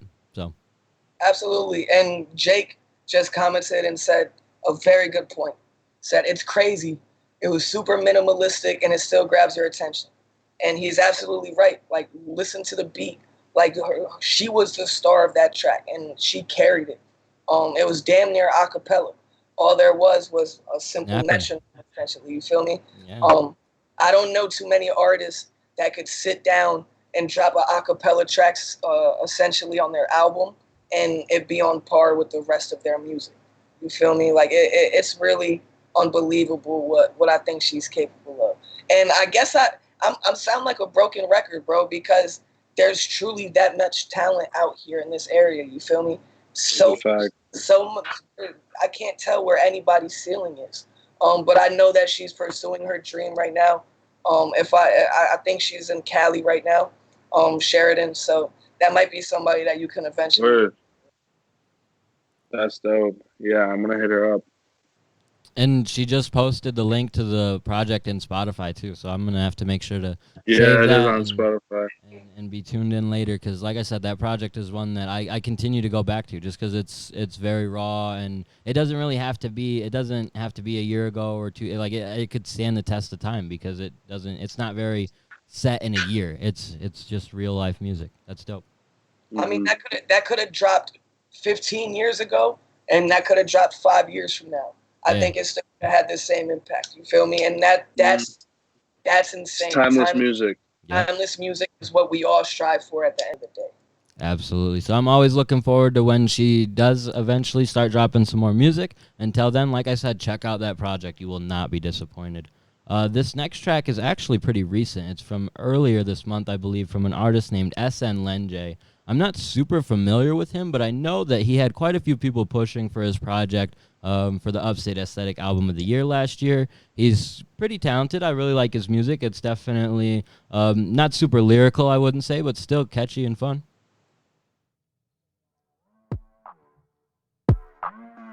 Super high.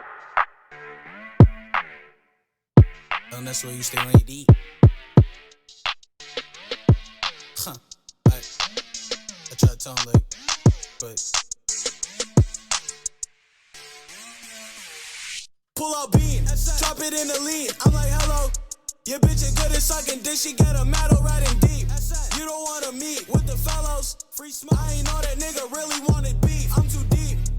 And this bitch, it feel like Jello. Stay lit. It could be whatever when you see me on the street. LNS. Nigga, I ain't on that mellow. Drop it in the lean. I'm like, hello. Need a bitch to keep. Need a lot of weed. Nothing on the smile. Put my dick between the teeth. If a nigga acting foul, we gon' leave him where he be.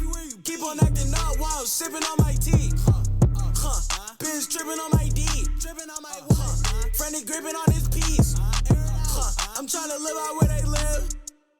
I'm just trying to see a couple mil. Pull out bean, drop it in the lean. I'm like, hello, your bitch is good at sucking dick. She get a medal riding deep. You don't wanna meet with the fellows. Free smoke. I ain't know that nigga really wanted beef. I'm too deep. LNS. And this bitch, it feel like Jello. Stay lit. It could be whatever when you see me on the street. Nigga, I ain't on that mellow. Drop it in the lean. I'm like, hello. Shorty come around here talking real sweet. See me with her, then she probably gave it up. Yeah, they talk, but I ain't never gave a fuck. Talk a check, then I'ma have to run it up. Dumb nigga think he's smarter, but he's stupid. No one can have the same chain as me when I choose it. When my life run out, I renew it. Without my palm hand in my face like I blew it. Pull out bean, drop it in the lean. I'm like, hello, your bitch is good at sucking dick. She get a medal riding deep. You don't wanna meet with the fellows. Free smoke. I ain't know that nigga really wanted beef. I'm too deep. LNS. And this bitch, it feel like Jello. Stay lit. That's the latest track from SN Lenjay, Elo. Halfway through it, I realized how big of a transition in music we were going from playing Alexandra's track to that one right after it. I had to laugh to myself for a second. It's definitely different, definitely not for everybody. I like the hook. It's kind of catchy, kind of fun, but it's definitely not super serious and probably different from a lot of the stuff we've heard today because a lot of that was a lot more serious. So what'd you guys think? So, Pete, I've just now, in the past 2-3 years, getting really accommodated to music like this. So I see a lot of people in the comment section didn't fuck with it, but I was rocking with it. I think that dude has a lot of potential. I don't know if people are going to be familiar with him, but he kind of reminded me of like Comethazine as somebody that you can tell that he has rap skill. If he wanted to rap in a different way, he probably could. His ad-libs are funny. He had good flow control. He was on beat. And one thing that I think that I got to give him a lot of credit for is when you go past a certain measure in a bar and then you bring a rhyme scheme back. I think that's a underrated. That's type of shit that like writers and you have to do music to realize how complicated that could be sometimes. There was complexity in his flow, but the song was as simple as it could be. You feel me? Yeah. I think Jake said that it could be a TikTok song, and that's how I feel. The biggest thing is that it's a vibe switch from everything that we played. But I know so many people that might have been their favorite track played tonight. You feel me? There's a whole demographic for shit like that. For sure. Honestly, it was probably one of my favorite tracks. Like, I mean, it was just fun. Like, it wasn't like, I agree, it definitely was nothing like lyrical or really that special, but like I felt like it was really fucking fun. I like fun music. It sounded good. The mix was solid. The lyrics, while they weren't like special, they were kind of clever and funny and witty at times. I agree the ad libs were good. I thought that the melody was catchy. And I thought even the verses were a little like he had a couple little witty lines in there. And I agree that he definitely showed little signs of being a better writer than maybe he showed on this song. But in general, it's a fun song, and I would listen to it again. I would probably listen to it again, and I would probably show somebody that because Yeah. I know a lot of people whose music taste that is. I'm not gonna take that over a lot of shit that I heard tonight, but not because it's worse. Just because it's more so like a turn-up song. You feel me? I was supposed to do a show, if I'm not mistaken, unless there's two Lenjays out here. I was supposed to do a show in Elmira with homie, maybe Binghamton, with a Warzone, if anybody knows who that is. The show fell through, but I've heard 2 or 3 songs from homie. He always has a fun energy. He's never trying to go crazy with the pen, but it's never super underwhelming. So he's somebody I'd keep checking out. He could get boring after a while, but I would be interested to see what a 6-7 song EP sound like from him. Well, and that's the thing too. I like I said, he had quite a few people championing him for the Upstate Aesthetic Album of the Year.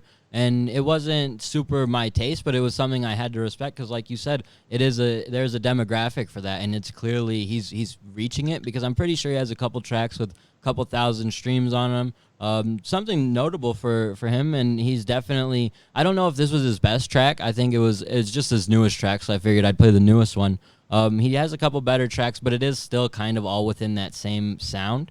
So if you didn't like that, you might not like the rest of them. But if you did, he has a full EP of really good tracks and kind of the same type of vibe, really fun, upbeat stuff. And that you don't always have to be super serious. Like you said, there's definitely a demographic for it. And it's apparent. Like I said, he was very much one of the top 10 people championed for that album of the year just based off of his fan base constantly tweeting his name, letting me know about it. And he got a lot of votes too, so.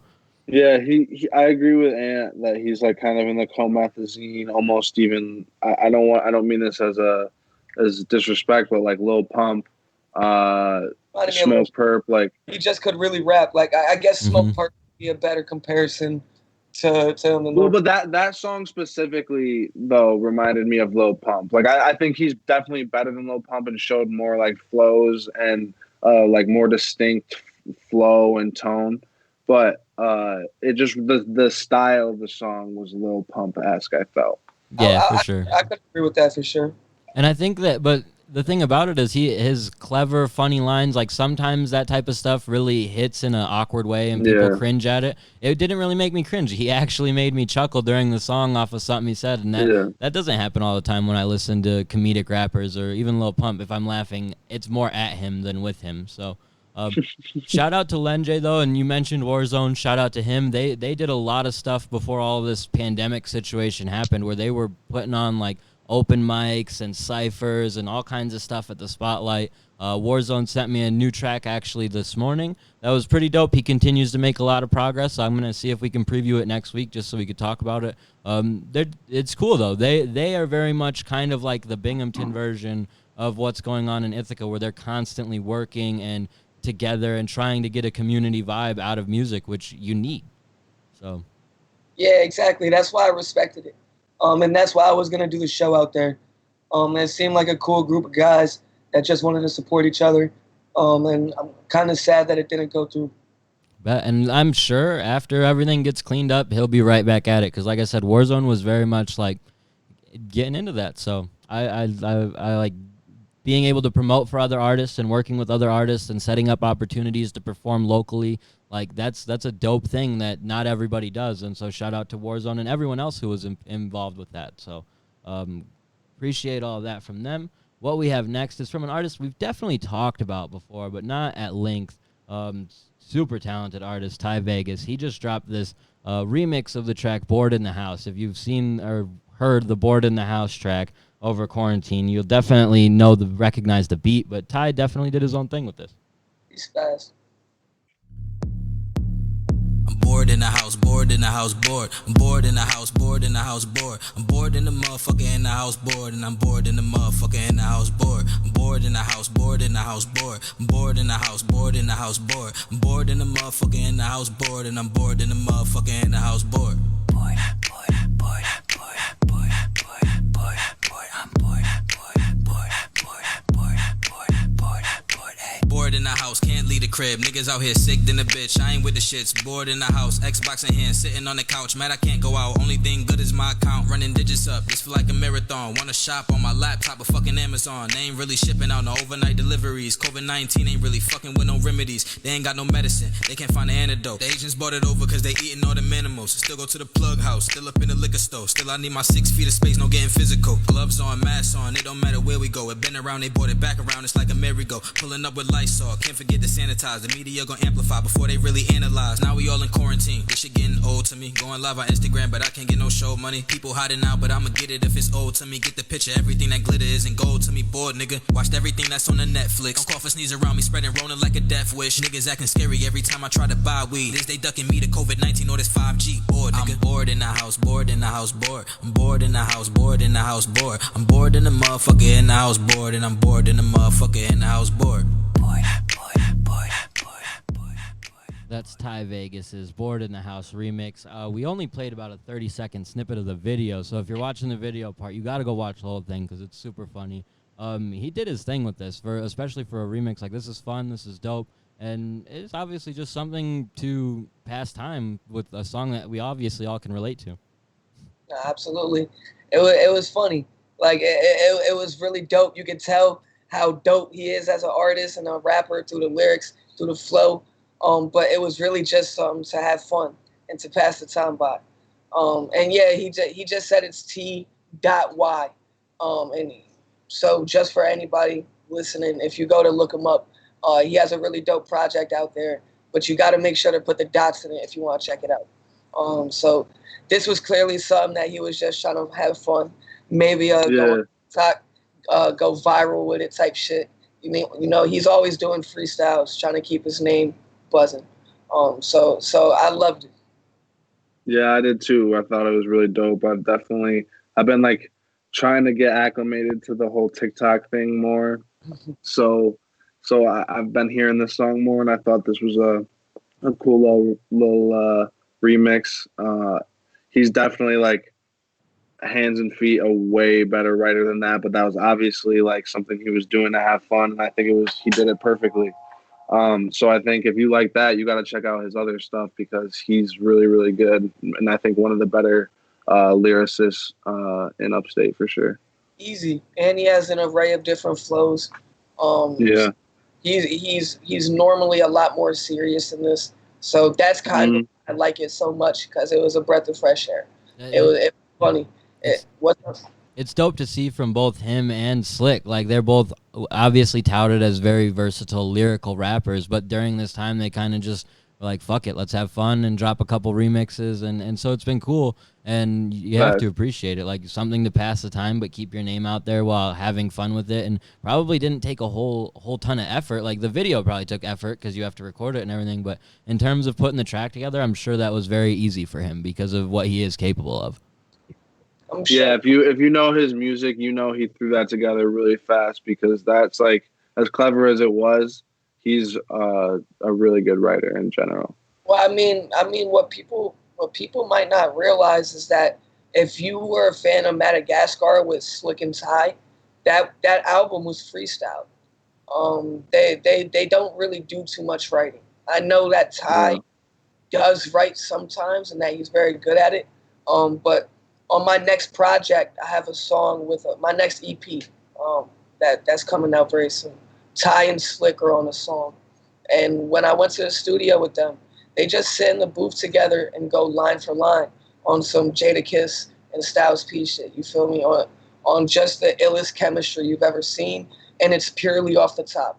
Of course, they don't always one take it, but they never ever pull out a pen and a pad in the booth, and they just create.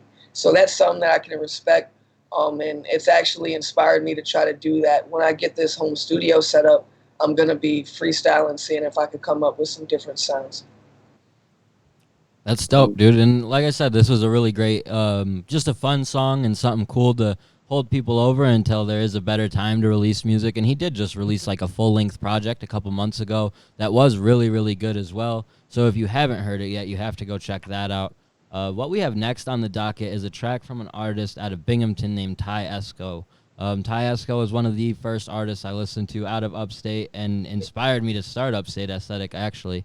So this is his latest track, Shine. Let's get it.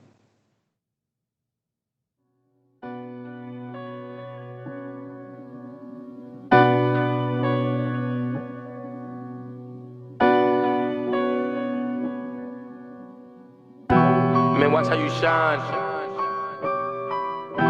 Man, watch how you shine. I know niggas who put in the time. Got some bitches that set up a line. Got some hitters that's down for the crime.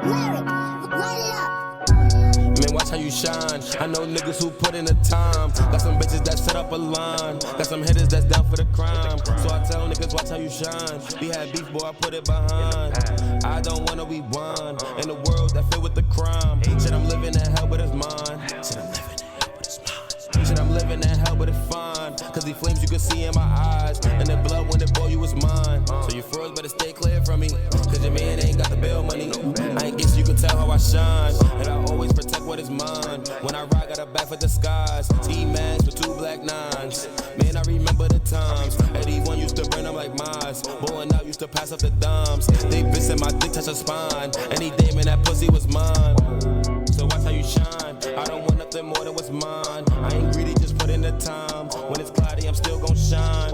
And rest in peace to shine. The times that we had on the box. Playing for me, you told me to block. I was building while playing the block. I was building while playing the block. When I heard that you died, I was shocked. When I heard that you died, man, I cried. Man, this place in my heart is gon' shine. So I'm always living those times. For the time that you gone, I'ma shine. For the time that you gone, I'ma shine. Time that you gone, I'ma shine.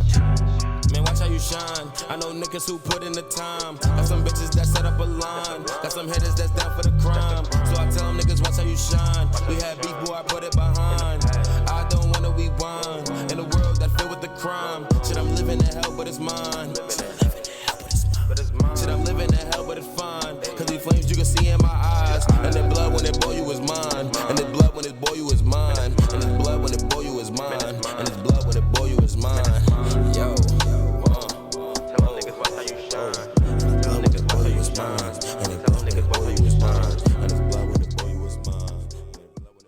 That's the latest track, Shine, by Ty Esco 94. Ty Esco, like I said, he was one of the first artists I checked out of Upstate. His first project was actually on Spotify at the time. I think he ran into some issues where either the beats he bought had samples in them that he couldn't utilize, or he wasn't able to utilize those beats for whatever reason. The project was super dope, and it's really unfortunate that people can't go check it out, at least on Spotify or easier places to find it, because like I said, it's what introduced me to think, like, I was like, wow, Upstate artists really can make really quality music that sounds like something I would play any day of the time at home. So and this track wasn't necessarily as good as some of the other tracks he's put out, but I still liked it. What do you guys think? I'm gonna preface this by saying we've only played dope artists tonight. We've had a crazy lineup. This was my least favorite track out of all of them, but that's not a slight at all. I think he had really good command on the beat. I think he was slightly off beat on purpose. You feel me? Like sometimes he brought it real clean together. I like the lyrical content. The rhyme schemes were obviously simple. I think that's my only thing. It was one syllable rhyme schemes basically the whole time. Crime, rhyme, shine, sign, die, live. You feel me? Like, and it was riding. I would bump that again. I could play that on the way to the gym. You feel me? I could play that smoking a blunt. But we played some crazy tracks today. And I just had to keep it a buck. That was probably my least favorite out of all of them. He seems like he can really put together a dope song though. I've heard a couple by Homie, and he's a really dope artist. Yeah, I agree. It was probably my least favorite too, but honestly, I still really liked it. We played, like Anthony said, we've played so many good artists today. It kind of reminded me of, I don't know if you guys know, like Thousand Band Fani or Uno the Activist. It kind of reminded me of some stuff like that. I think in general, I agree the like lyrical content and the rhyme schemes weren't very complex, but I thought the vibe hit, and like people are saying in the comments, the beat is really great. I think in general, he's an artist that I would check out again, and I'm excited to hear more from him when he puts out more music. Yeah, exactly. Now go ahead. He was one of the finalists last year for the projects, right? Yeah, and that's the thing. It was kind of difficult for me. I wanted to decide, do I want to play this track or one of the tracks off of his project on SoundCloud that is a little bit older. I went with the more recent one and the one that's a lot easier to find. But his older stuff definitely stands out a little different than this, and it is definitely really, really good. And this wasn't bad. This was actually, like, I liked it, and like you said, I could play it going to the gym or smoking a blunt or whatever. But his older stuff is really, really good. And like I said, that first project, I was just randomly scrolling through Facebook, and he was an artist on my timeline, and he was sharing his track. I know his cousin, I believe, so I was like, all right, let me check this out. And I was like, yo, this is fucking dope. Like, this is a really good project by him. I had no idea people in Upstate could really produce quality music like this. And so I wasn't surprised when it was nominated on one of the best projects out of Upstate last year and stuff like that. So I think that he's really dope, and he's got some stuff lined up. He's been talking about it. That's why I definitely wanted to talk about him on this show too, because he's looking to drop some music this summer, and so I'm looking forward to it. Nah, absolutely. I can tell that once he gets in his bag for real, he's gonna put out something really dope. I enjoyed the project that was in contention. When I saw it running, I listened to it in its entirety, and I was like, damn. Like, it was just a list of great albums that we had, and that added to it. So it doesn't surprise me. I saw him comment and say, read the lyrics. We heard the lyrics, bro. They were dope. You were fire. The song was fire. I was just saying it was a one-syllable rhyme scheme, which is pretty much a fact for most of the song. That was my only criticism of it. I think that the potential is crazy there. And my favorite thing about the track is how you flowed on it with ease. It sounded like you was on that shit. You feel me? So the love is there. No hard feelings. I'm looking forward to the next track. Facts. Looking forward to what he's got coming next. And the next track we're going to cover, the last one of the night, is from an artist that, again, was super popular in the Upstate Aesthetic Album of the Year rankings, Winna Skels. Super popular in terms of, like, I was kind of surprised because I didn't know a whole lot about who Winna Skels was at first, and I made the status looking for the Upstate Album of the Year, and literally like 50 people within probably a couple hours at least just commenting his name, and it didn't stop there. So he was very much in high contention for having one of the albums of the year, and this is one of the tracks off it, so let's get to it. I'm interested to see what you pick, because there's a couple tracks that I really, really love about this shit. I hope it's one of them.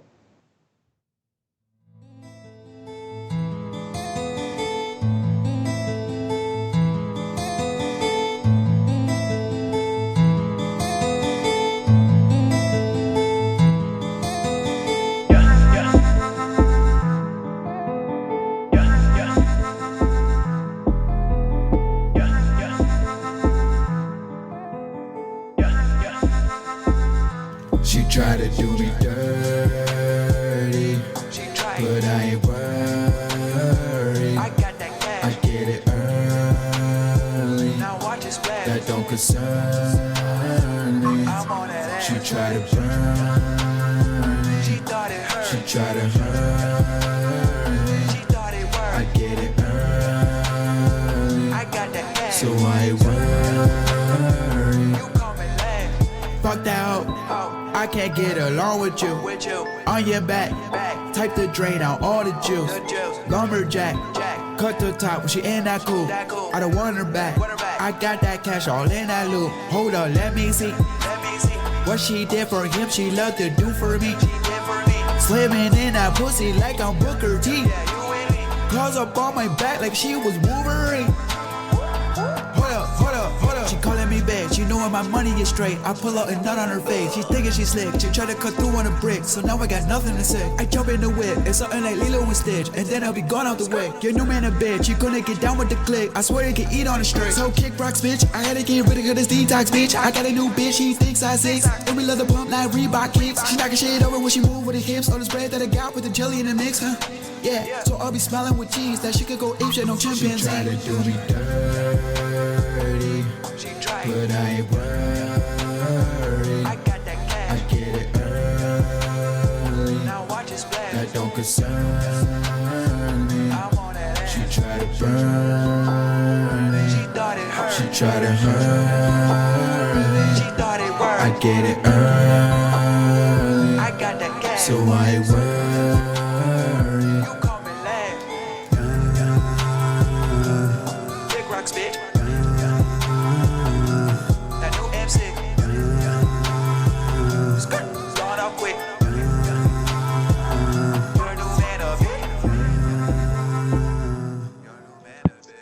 That's Do Me Dirty off of Winna Skell's project, Winna the Album.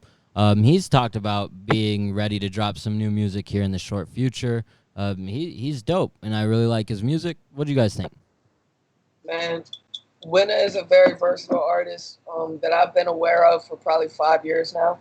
Me and Winna made a track like 5 years ago when I was in Binghamton on some random shit. Excuse me, when I was going by Infamous and not even Anthony Cannon. I'm not going to lie, that's not one of my favorite tracks off the project. I think it's a really dope song as a whole. The lyrics were there, like you could tell he's snapping. The melodies are there. The beat was obviously insane. But for some reason, that song just wasn't one of the standouts to me in the project, which I guess is just a compliment to the project because it's still a dope track. There was just better songs on it to me. Like one of my favorites was Her to Me, where he kind of went with a little Uzi flow. There's hints where he sounds, or not sounds like anybody, but takes a lot from different mainstream artists and incorporates it in his own unique way. I think that's when it shines. And there was high points of the track. There was parts that I wasn't really fully, my attention wasn't all the way there, but I would play that right after this. Like I'm probably gonna play that again tonight, just to sit down with it again. This shit was fire.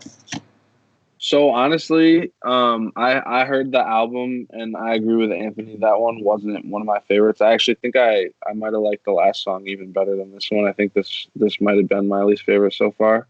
But I do know his skill, and I have heard other songs that he's really done better, at least in terms of his like rhyme schemes. I thought the melody on that was really good. But the mix wasn't my favorite, and the verses were just okay, I thought. But in general, I know he's a talented artist, and I know he was definitely one of the higher voted albums for the Upstate Aesthetic stuff. So I know he has a strong fan base. So I'm excited to hear what he puts out next. And I think it is a testament to the project. Like you guys said, it probably wasn't your favorite track on the project, but people in the comments liked it, and that's kind of a testament to him. He has that versatility to make music that might not be for all of us, but for other people, and then he still makes music that is for us, as seen by the tracks we do like on the project. So that's a good skill to have, really. I don't want the narrative to be that I didn't like the song. I can't. That's the narrative, Anthony. You told me pick the best song. I didn't pick the best one. You guys are telling me. Nah, you picked one that you like, bro. Facts.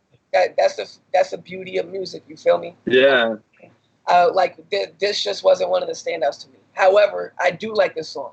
You almost got like, it's not for everybody. The beat had my attention immediately. The beat's dope. Yeah, the beat's crazy.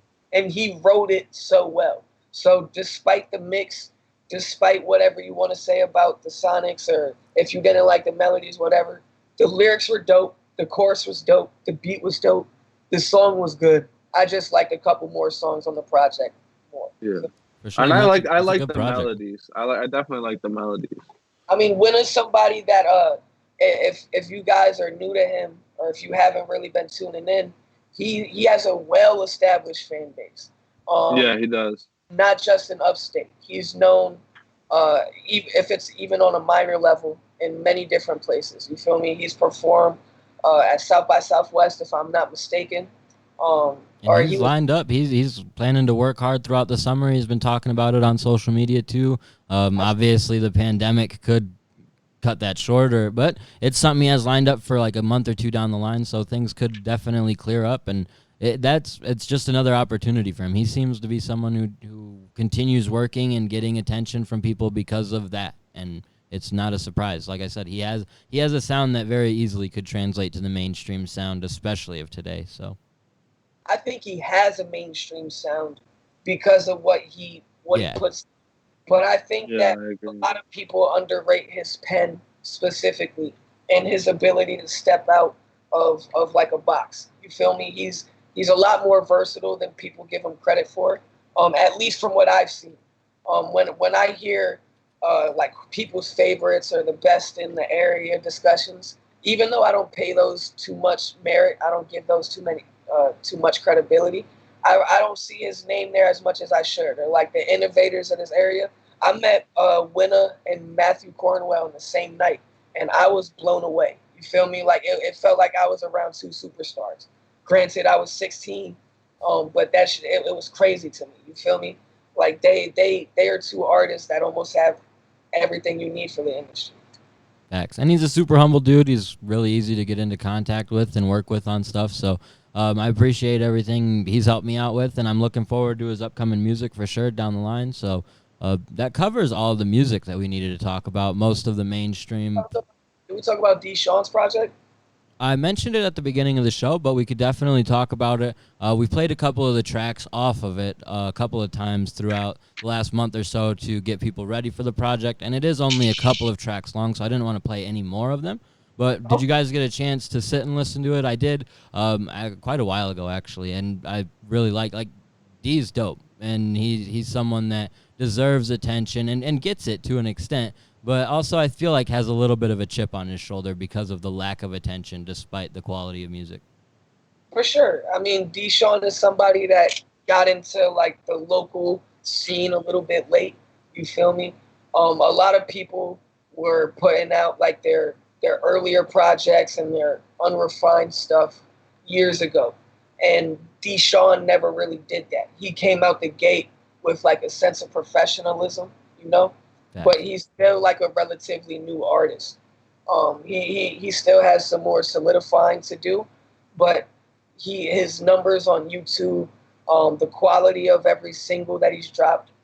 This project was a quick little 4-piece, you know? Like I love small projects. I rolled up and smoked a joint, and it was the album was over. You feel me? So that was fun. I like the fact that I could have played it back if I wanted to in 12 to 15 minutes. There were a couple tracks that I liked more than others. The outro might have been my favorite, super nostalgic. He's just an artist that I have a respect for his story, his authenticity, and just the way that the son carries himself. He's almost like a redemption story. I've known him for so long.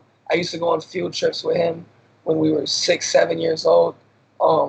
Son's 21. He's got kids that he's taking care of very well. He's a family man, so he's doing what he's got to do on top of music. I got a lot of respect for him. And if you're watching right now, we're going hit for hit on a versus style battle next Saturday. 10 tracks for 10 tracks. We're gonna smoke it up. We're gonna drink, roast each other. We're gonna laugh. You know, we're gonna just have fun. So if you're tuning in, check that out. Yeah, for sure. Next Saturday, check out that battle. Tonight, you can, like I said, check out Deshaun's project Before the Rise. very short, very easy to take in. Doesn't take a whole lot of time, and it's a good project. You'll come away from it probably being like, I could have listened to a whole nother one of these, because it was short, sweet, and to the point. And D, like I said, he's really dope. He's someone who continues to communicate with me on promoting and working together, and I always appreciate that because sometimes it's hard for me to have stuff to promote. So he's constantly working, and I'm glad to see it, and I'm looking forward to that hit battle you guys are doing next week, Ant. That's gonna be fun. If we get some people to tune in, it'll be a really dope time. You feel me? I think it's going to be nothing but great music. And there was a lot of talks with this person going against this person. But there's a lot of style clashes in this area. It's hard to gauge people who have completely different music. And I would say Deshaun, if anybody, like maybe Ty, there's a couple people, only a couple people that MBK. There's only a couple people I can compare music styles to, you feel me, in terms of what we go for. He's always staying true to himself, trying to test his pen, make the best song possible. And so it'll be really fun to go back and forth. I would love to hear what people think. Hopefully it pushes more people in the area to do that kind of thing. I think that Winnescales is planning on doing something with Scaffa, or we could potentially get something like that lined up. Or no, not Winnescales. I'm so sorry. Dami LaFleur and Winnescales. I got everything all fucked up there, dude. But Dami LaFleur and Winna, I want to say, were the two who were talking about doing it. Scaffa obviously has been talking about doing a beat battle too, or not a beat battle, but just a hit battle. They were all talking about it on the status. So I assume two of the three are going to get together and do something at some point. I'm looking forward to it because all of them have really interesting quality music, and that would be fun, for sure. Do you have a horse in that race? Dami. Dami? Yeah, I like sort of the same way with Meech. I'm a big Dami fan. Dami's when it's a hit battle, that's kind of what Dami does. But Winna's the same way, bro. Like, and that I don't want to. Between Scoff? Yeah, like I said, I got it all fucked up. But between Dami and Scoff, I would probably still go Dami. But that would be a crazy hit battle, bro. Facts. Those are two heavy hitters for sure. So I'm looking forward to something else. Like I said, I hope you guys doing it inspires everyone else to start getting on it and really going at it. And not even in a super competitive way. That's the smartest way to get both fan bases tuned into what you're doing, and really collaborate without having to do a featured track on someone else's project and do it right away. So absolutely, and I can't take credit for starting this shit because I saw Scaffa do a hit battle. Like or a variation of one 2 weeks ago. You feel me? He's been trying to do this for a long time. For sure. I was trying to push for Meech versus Scaffa because that would be fucking wild. I agree, but every time I seen you say it, I was like, Meech ain't getting on social media for that. What? Meech would never do that. I don't think he liked a comment. I don't think he commented back. He ignored that whole thing. Exactly, but that's me, you feel me? Yeah. So I think that it's really dope that we will eventually see a hit battle from a couple artists out here. Absolutely. Outside of that hit battle, Ant, you got anything else everyone can look forward to in the coming week? Next week is the next drop, right? Yeah, buddy. May 29th, I'm dropping a song called K Michelle. I previewed it. I previewed it last night on live. If anybody was watching, people definitely fucked with it. It was one of the more receptive tracks, the more well-recepted tracks. So I'm very excited to get this out. I put 6 songs into Spotify at one time, or DistroKid, I should say, to release. And this is the one song I pitched to Spotify playlist. So this is going to be a complete different sound than the last two songs that I dropped for spring cleaning. But I'm pretty sure you guys are going to fuck with it. I think it's the best solo banger that I've dropped my whole career so far. And we're going to see how people receive it. As usual, you can expect a new song from me every 2 weeks. And within the next upcoming weeks, I'm going to reveal my cover art and EP name because I'm dropping a project in late July, if all goes well. So as soon as everything is set for that, I will announce it. Very excited for that. This hit battle we just talked about, that's going to be really fun. And Jake said Ghost is his favorite, but In terms of a banger, bro, the Ghost has nothing on this. It's produced by the same person though, so I'm hoping to get a similar result. Follow me on IG, Anthony Cannon, or find me on Twitter. That's Pierce, right? Pierce produced Ghost. Pierce Dearly. He's one of my deepest friends and favorite producers in the game right now. So I'm excited for that. Jake, I can't wait for you to send those beats. I've been writing 2 to 3 songs a day. I'm just trying to, if as long as I have the beats, I'm gonna keep it pumping. You guys can expect 30, 40 songs from me by the end of the year. I'm just gonna keep dropping until somebody hears me. You feel me? Bet. And Sheridan, outside of a plane trip back to New York tomorrow, right? What else do you got scheduled? Sunday I have it, and not much. I have a couple music videos that I'm still having. I'm still waiting on them being finished, and then I have a couple songs that I'm waiting on the final mixes for, so I can put them in the system.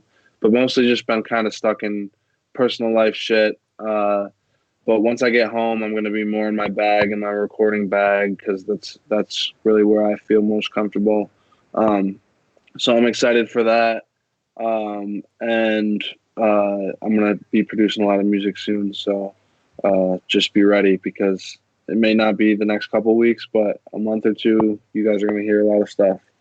But yeah, you can check me out on Twitter at Sheridan Carter with 2 R's at the end. Sheridan Cartier on Instagram, and Sheridan Carter Crane on Facebook. So yeah, and Jake, you absolutely have to check out Sheridan. His music is super dope. I'll make sure to reply with the link if someone doesn't get to it before me.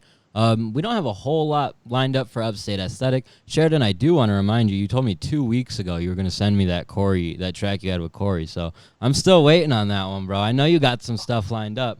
I don't have the final mix on it though. That's why I don't want to send it to you yet. I have a rough mix, but that's cool. I'll wait for the final mix, just like everybody else. I like to anticipate music, bro. I'm looking forward to it though. We'll be back next week with the Cypher. Like Ant said, he's been going live on Facebook. So if you catch that, you should catch that. You should go out of your way to catch it next time he goes live. It was a dope time. I was in there yesterday. It's fun to just sit and talk with people about music and shit. So super fun, and yeah. It was super fun, man. Like I was surprised at how well it did last night. We cracked 1K with 200 comments.